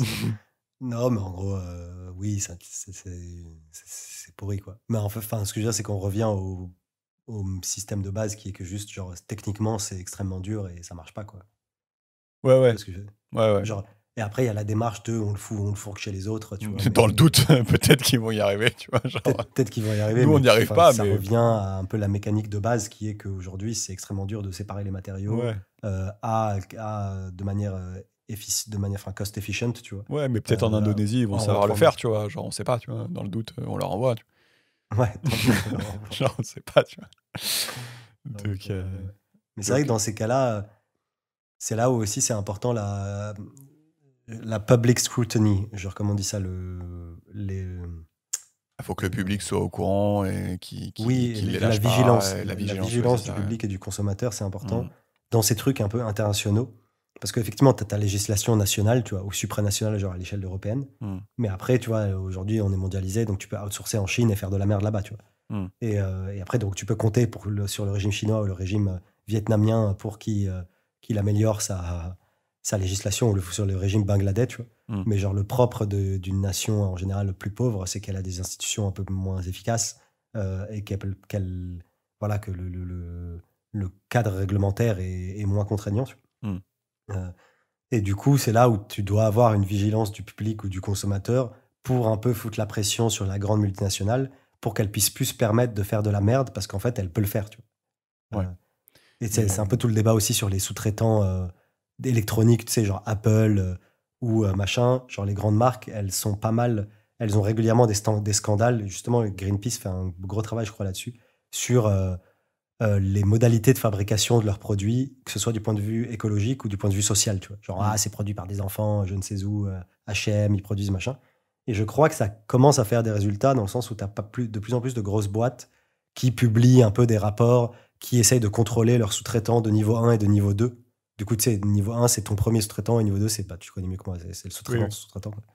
Ouais, Euh, donc ce que tu dis, c'est qu'il faut qu'il y ait une certaine vigilance publique et ça peut faire pression sur les industriels quand il n'y a pas de loi, quoi. En gros, quand la loi n'existe pas. En fait, je pense qu'il faut un cadre réglementaire Hmm. national, c'est sûr. Mais aujourd'hui, tu as des organisations multinationales, tu vois, et Hmm. qui, du coup, peuvent s'affranchir du cadre réglementaire à un endroit et profiter d'un autre, tu vois. Ouais. Et du coup, tu Oui, peux oui, oui, c'est plus... vrai, c'est vrai. Pardon? Oui, oui, c'est vrai, c'est parce que moi je me faisais la réflexion, bah, c'est quand même pas compliqué d'établir quand même comme loi éthique en France que tu envoies pas tes poubelles chez les autres, quoi. Enfin, genre ça me paraît quand même pas compliqué, quoi. Par contre, en effet, si tu produis, je sais pas où, dans le monde, et que du coup, la loi t'empêche pas, d'envoyer tes poubelles, en Indonésie, bah, c'est vrai que c'est pas ouais, Ouais. c'est Donc, sous-optimal, ouais.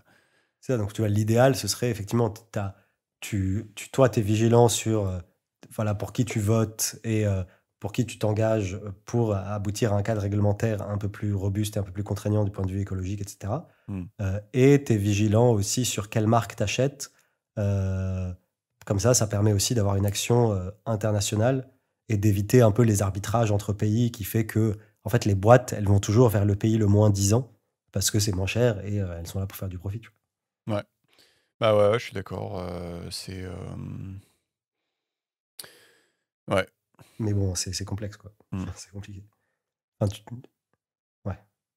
Et Parce que tu vois, genre, je suis sûr que genre, quand la Chine a fermé les trucs, juste maintenant, on vend à un autre pays, tu vois. oui, c'est ça, je voulais juste finir l'histoire parce que, Ouais. on s'est arrêté en 2018, mais en effet, tu as raison, c'est-à-dire que quand la Chine a fermé ses portes, en fait, tout le monde s'est tourné vers Malaisie, Vietnam, Indonésie, Philippines, Inde, Thaïlande pour envoyer les déchets.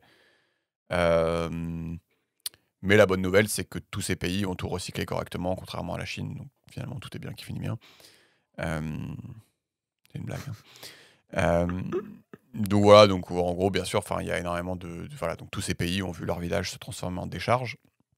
Et donc, bah, ouais, c'est pas beaucoup mieux, quoi. Ouais. Hem, je veux quand même, faire il y a quand même un truc assez sympa dans le livre, c'est que, elle met toujours, au début, du chapitre une citation, d'un lobby. Heu et en gros, tu vois la citation au début du chapitre et en gros, une fois que tu as lu le chapitre, tu vois, en fait, à quel point la citation, À est quel point c'est complètement des débile, tu raclures. vois? Et la citation du chapitre sur, on envoie juste nos nos ordures chez les autres, en Chine et en Asie, c'est, la citation d'un certain, Adina René Adler, qui est lobbyiste américain, pour les recycleurs. Et donc là, c'est une citation au sujet de la décision des Chinois de fermer leurs portes aux déchets plastiques venant de l'Occident. Et le mec, il dit: «Se soucient-ils, les Chinois, de l'environnement mondial ou se soucient-ils seulement de leur propre environnement? Parce que nous mettons maintenant, à cause d'eux, en décharge des matériaux parfaitement bons et en raison des mesures qu'ils prennent.» Ça, c'est la citation du gars. Il est solide. Non, Il mais a quand même le pas mec, de race. Hein. le mec, il est solide quand même. Il a Euh, absence de race. il a absence de race. Adina René Adler. Mais oui, mais c'est de la faute des Chinois, mec. Mais oui, c'est franchement. Et ils sont vraiment égoïstes, hein. Est-ce qu'ils ont réfléchi un seul moment aux impacts de leurs décisions, quand même? On peut se demander quand même. Qu'ils sont pas un peu égoïstes, quand même. Ouais.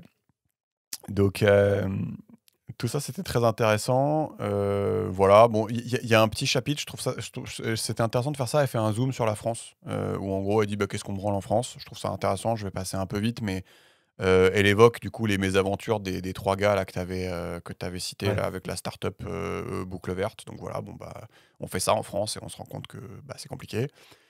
En France, les plastiques numérotés de 3 à 7 sont effectivement recyclés de manière marginale. Elle explique que, tu sais, on pense que les briques de lait et de soupe, c'est recyclé, mais en fait, tu sais, vu que ça alterne carton et aluminium en fait, et plastique, en fait, c'est compliqué. Ouais. Et je crois qu'on recycle uniquement la partie carton et juste on la transforme en papier toilette. Donc c'est pas non plus d'une optimal, tu vois. Et en France, uniquement 6% de plastique recyclé est introduit dans les nouveaux produits. Voilà, donc c'est vraiment pas la joie. Nous, nos centres de tri, bah, tu sais, ils ont des mailles d'une certaine taille. Donc elle dit en général, c'est 10 centimètres. Parfois, c'est 4 centimètres. Et donc, bah, il faut comprendre du coup que les pots de yaourt, les capsules, les bouchons, tout ça, ça passe au travers en fait des mailles. En fait, tu les Mmh. recycles pas. Voilà. Euh, voilà. Donc, elle dit les pots de yaourt, c'est du polystyrène et seulement 4% du polystyrène est recyclé. Moi, tous les pots de yaourt que j'ai, c'est du PP, donc c'est du numéro 5 et ça, c'est pas recyclé non plus. Euh, Elle explique, comme on a vu tout à l'heure, qu'en France, tout repose sur des collectivités locales. Donc, elles doivent juste se démerder avec tout ce que les industriels lui fournissent. Donc, on avait vu l'exemple de Madrange qui avait juste fait bah, démerdez-vous avec mon nouvel emballage, et puis ça marchait pas. Et voilà, donc on a un gars qui s'appelle Nicolas Garnier, qui est délégué général de l'association des collectivités locales, qui nous dit voilà, donc on a un système où les collectivités locales doivent s'adapter en permanence à l'inventivité des concepteurs de services, pardon, à l'inventivité des concepteurs de packaging. Et donc il dit le service public n'est pas la voiture balai de la société de consommation. Voilà. Donc voilà ce qui se passe en France. Globalement, Ah, c'est c'est pas intéressant, bien différent du. intéressant de dire ça. Bah, c'est ce qu'on disait un peu tout à l'heure, quoi. C'est que si les mecs qui conçoivent les emballages juste s'en battent les steaks, en fait, bah, c'est compliqué, en fait. Ouais, je suis Euh, d'accord. S'ils Non, s'en mais battent ça, les steaks et qu'ils peuvent marquer que c'est recyclable sur leur emballage, bah, c'est quand même compliqué, quoi. Enfin, ouais. on n'a pas beaucoup de Non, mais levier, c'est quoi. intéressant parce que du coup, enfin, le fait qu'il y ait des fonctionnaires locaux qui soient sensibilisés à cette problématique à travers leur gestion par la collectivité, enfin, par la communauté, etc., Mm. ça permet éventuellement de faire remonter le message aussi que juste c'est un enfer de recycler, ça marche pas, et du coup, il faut peut-être légiférer à la source. Tu vois ce que je veux dire? Ah ouais, mais en même temps, je vois pas comment ça peut être autrement. Je me dis, les mecs, ils doivent péter un câble, quoi, dans le centre de recyclage. Enfin, forcément, Bah tu vois, après, tu sais, enfin, c'est un métier, tu vois. Genre là, mon pote qui bosse chez Paprec, genre c'est une boîte. C'est une grosse boîte et genre, enfin, ils font du business, quoi. Du coup, Ouais. tu sais, quand ils répondent à l'appel d'offres, ils disent: «OK, je suis prêt à traiter ta tonne de déchets, mais la tonne, c'est tant», tu vois? Enfin, ils font comme les Chinois, quoi. Mm. Sauf que c'est mieux réglementé, tu vois? Donc ils vont pas tout enterrer ou tout jeter à la mer, tu vois? Mais ils font du profit avec ça, tu vois? C'est plus pour les collectivités où c'est un centre de coût pour elles, Ouais. parce qu'en fait, elles doivent ça leur coûte cher, quoi. Mm. Heu, mais du coup, les acteurs enfin, Paprec, eux, ils font de l'argent là-dessus. Ouais, mais Après, ils doivent constamment innover et c'est galère, et cetera. oui, mais qu'est-ce qui Mais se si tu veux, passe c'est un peu quand. subventionné le truc, quoi, en gros. Ouais, d'accord. Mais tu vois, enfin, j'essaie de m'interroger sur le process. Ou en gros, qu'est-ce qui se passe quand Madrange il fait ses nouveaux emballages et que juste t'as les ingénieurs de Paprec ou je sais pas quel autre centre de tri qui doivent péter un câble, juste qui sont là. Mais pourquoi il y a ce truc et pourquoi ça passe pas les détecteurs et c'est quoi le problème? Et bah après, tu sais, genre tu dois genre commencer à faire un travail d'ingénierie, quoi. C'est-à-dire, en gros, est-ce que le truc il passe pas le détecteur parce que j'en sais rien, le détecteur il est dans le proche infrarouge et Ouais. le paquet de Madrange en fait il réfléchit dans le proche infrarouge ni n'importe quoi, tu vois. Mais genre tu dois étudier le truc et comprendre alors que c'est juste un putain de paquet de jambon et que il y a sûrement genre 10 000 autres euh, gars qui font genre un autre truc relou en même temps, tu vois. Ouais, non, Et juste, ça je doit suis être. d'accord. Et après, eux, toi, tu dis, bah, ils font du business et effectivement, les ingénieurs, ils sont payés et c'est leur taf. Mais peut-être qu'après, la facture, ils la répercutent sur la commune et ils font, Exactement, bah, c'est ça. écoutez, En genre, fait, c'est nous qui payons, quoi. C'est voilà, subventionné c'est le ça. truc. Et ils font, bah, écoutez, nous, nos ingénieurs, ils pètent des câbles sur ce truc et du coup, ça nous coûte du pognon et du coup, c'était pas inclus dans le contrat et donc c'est vous qui payez, quoi. Exactement. Mm. Et puis même, genre, enfin, comment dire? Mais du coup, en fait, ça serait intéressant d'avoir des appels d'offres et des réponses d'appels d'offres, tu vois? Les appels d'offres des communes Mm. et les réponses, tu vois? Et je me demande, du coup, dans le cahier des charges, s'il y a un truc genre, voilà, vous devez recycler tel pourcentage avec des produits de même qualité, tel pourcentage moindre qualité, et on autorise tel pourcentage de non recyclés. Je me demande s'ils s'engagent un peu sur cette ventilation Ouais. ou si juste, tu vois ce que je veux dire? Et je pense qu'ils s'engagent sur une ventilation, mais ça m'intéresserait d'avoir les chiffres et de savoir combien ils vont loin Ouais, mais dans le. on en reparlera en off, mais peut-être ça peut être cool de faire venir soit ton pote, soit lui, il doit connaître des gens, peut-être qui sont anciens dans le Ouais, domaine et qui, du coup, qui peuvent parler plus librement. Mais j'avoue, moi, ça me chaufferait bien, quoi. ouais, je lui demanderai. Bon, après, vu comme on dit que c'est de la merde, je sais pas si ça va. Bah justement, faut peut-être que le mec soit ancien dans le, dans le... Ouais, parce que là, faut que le je mec il pense que les soit... mecs sont de bonne foi et ils kiffent faire ça, tu vois. Ils Ouais. kiffent recycler et tout, mais là, dans Non mais tout je pense que l'épisode, tu on peux être de explique bonne plus ou foi moins que. et non mais je pense que tu peux être de bonne foi et trouver que genre enfin que Oui, oui. ça, c'est pas possible quoi. Euh, le dernier chapitre, Georges, tout n'est pas perdu. Tout n'est pas perdu. Je vais passer rapidement parce que je suis pas sûr que tout soit pas perdu, mais on va dire que tout n'est pas Ah, il perdu. est pas d'accord. Regarde. Donc elle explique qu'on a ce qu'on appelle un traité sur la pollution plastique qui figure depuis 2018 au menu de l'Assemblée des Nations Unies pour l'environnement. Donc ça, c'est l'Assemblée des Nations Unies pour l'environnement, c'est l'organe le plus élevé en matière de décision sur l'environnement. Et elle explique que ce traité sur la pollution plastique permettrait de s'attaquer à tout le cycle du plastique plus généralement, de la production à la gestion des déchets. Et donc ce traité, selon les deux avocats qu'elle interroge, ça serait l'occasion rêvée de plafonner la production de plastique vierge. Et ça, pourquoi ils pensent que c'est possible de faire ça? Parce qu'a priori, il y a un précédent.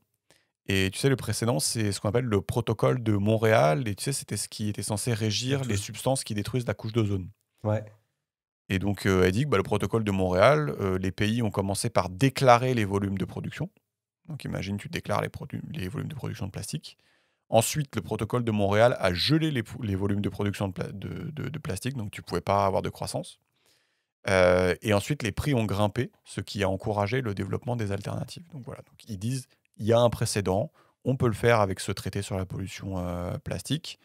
Et donc, si j'ai bien compris, il y aurait une première réunion de comités intergouvernementaux de ce truc-là en novembre prochain. Voilà, donc à l'heure où Novembre on parle, 2022. c'est... Ouais, Ah, bah, tout n'est pas perdu là, Alexa, là. tout n'est pas perdu. Tout n'est pas perdu. Ce traité sur la pollution plastique viendrait compléter la Convention de Bâle, qui réglemente le commerce des déchets plastiques. Donc la Convention de Bâle, je crois que c'est fait pour dire tu peux pas envoyer tes souillures chez les autres. Bon, je sais pas pourquoi on le fait quand même, du coup, mais j'imagine que ça doit pas être inclus dans la Convention de Bâle. Ça viendrait compléter la Convention Marpol, qui, comme son nom l'indique, norme la pollution de la mer. Et la directive sur les plastiques à usage unique, tu sais, c'est le truc où en gros, ça te dit que tu n'as plus le droit d'utiliser des couverts, des assiettes, des fourchettes, des couteaux, des pailles, des cotons-tiges, des bâtonnets, des tiges de ballons de baudruche, tout ça, tu n'as plus le droit. Ça, c'est ce Ouais. qu'on appelle la directive sur les plastiques à usage unique. Donc tout ça, c'est en application. Et donc la traité sur la pollution plastique viendrait compléter ce truc-là. Et pour finir, elle cite d'autres idées qui sont dans le pipe. Donc certains militent notamment pour la création de l'empreinte plastique. Donc comme pour l'empreinte carbone, tu auras une empreinte plastique. Ça permettrait de mettre dans le rouge ou dans le collimateur certains secteurs comme les secteurs de la chaussure ou des articles de sport qui a priori ont une grosse empreinte plastique. Donc l'ONU propose que les entreprises rendent publiques les quantités, les types de polymères utilisés, les quantités de plastique recyclé, ce que le plastique devient en fin de vie, incinéré, avec ou sans récupération d'énergie, mis en décharge, tout ça, tout ça. Et enfin, parmi les scientifiques, les ONG et les politiques, on milite pour créer la création, donc on milite pour la création d'un GIEP, donc l'équivalent plastique du GIEC, tu vois. Voilà. Mm. Et pour compléter toutes les réglementations, on en parlait tout à l'heure, dans le cadre de REACH et de POP, on a toute la famille des perfluorés, donc 4700 composés, qui vont être interdits. Et donc ça, c'est quand même un précédent de malade, quoi. Et donc, ils espèrent pouvoir appliquer la même logique sur les phtalates et les bisphénols. Donc ça, c'est quand même la folie de pouvoir interdire une famille de molécules. Et qu'en pense l'industrie, Georges? Qu'on devrait regarder substance par substance. Bah oui, on n'a qu'à faire ça. C'est en effet plus simple. Et non, donc là, au contraire, contrairement à ce qu'en pense l'industrie, c'est de dire, en effet, on va regarder substance par substance, donc on va tout interdire. Et dans un second temps, substance par substance, on va regarder si on veut autoriser des trucs, quoi. En fait, ça serait un peu la logique inverse. Voilà. Ouais, c'est plutôt du whitelisting que du blacklisting. Exactement. Donc finalement, l'industrie qui dit il faut regarder substance par substance, en fait, elle a raison, quoi. Euh, donc du coup, tout n'est pas perdu. Georges, ce qui finit ce livre qui était très complet, Les plastiqueurs de Audrey Moisan, et voilà, qui donne un peu envie de se tirer une balle quand même, mais, Mais je suis mais on content, apprend des je vois trucs. que t'en as gros sur la patate. Et t'en Hein, as pas souvent gros sur la patate. Pourquoi tu dis ça? Je sais pas, là, t'es particulièrement vénère. On a vu des bouquins où, genre, je sais pas, il y a des gens qui trucident des enfants et qui les mangent au petit-déj. Et genre, tu t'en battais les steaks. Et genre, là... Ouais, c'est vrai, j'ai l'indignation variable. Non, mais en vrai, j'ai trouvé ça hyper intéressant. Ça a l'air vachement documenté. Ouais, c'est cool. Hein. En plus, c'est un sujet hyper intéressant parce que c'est un sujet du quotidien. Tu vois, genre, le plastique, on l'utilise partout, tout le temps. Ouais. Le tri, le recyclage, on en entend souvent parler. On est éduqué à ça. Et du coup, je trouve ça vachement intéressant de mieux comprendre, de mieux rentrer dans le détail. Mais oui, tous les jours, on met un truc dans la poubelle de tri et juste, on comprend rien, tu vois. Ouais. Et du coup, enfin, et puis je trouve ça assez complet. Tu vois, t'as l'aspect genre le process de recyclage, comment ça marche, les les différents labels, qu'est-ce qu'ils veulent dire, Mhm. les réactions des lobbyistes, les réactions législatives à l'échelle européenne ou à l'échelle de l'ONU ou à l'échelle mondiale. Tu vois. Enfin, elle a fait un taf assez complet et je trouve ça cool. Tu vois, genre tu sors du truc mieux informé, quoi. Ouais, ouais, et j'avoue, j'ai cherché, mais je vois pas trop ce qu'elle aurait pu rajouter d'intéressant, parce que je trouve que ça couvre vraiment tous les sujets, quoi, en fait. Donc, j'ai presque envie de dire, peut-être après ce livre-là, juste, on lâchera l'affaire sur le plastique et on parlera plus jamais de plastique. Parce que juste, on a... Ouais, mais toi-même, tu sais qu'on va en reparler. C'est comme le réchauffement climatique. Tu vois. Oui, ça marche pas. D'accord, ouais, bah, je sais pas, tu voulais dire autre chose, ou en gros, on est content. Non, bah franchement, je trouve ça cool. Bravo. Et comment elle s'appelle? Audrey. Audrey. Bravo, Audrey. Et ouais, non, mais on est d'accord. Allez. Bisous, salut. Ah, le bâtard. Les plastiques.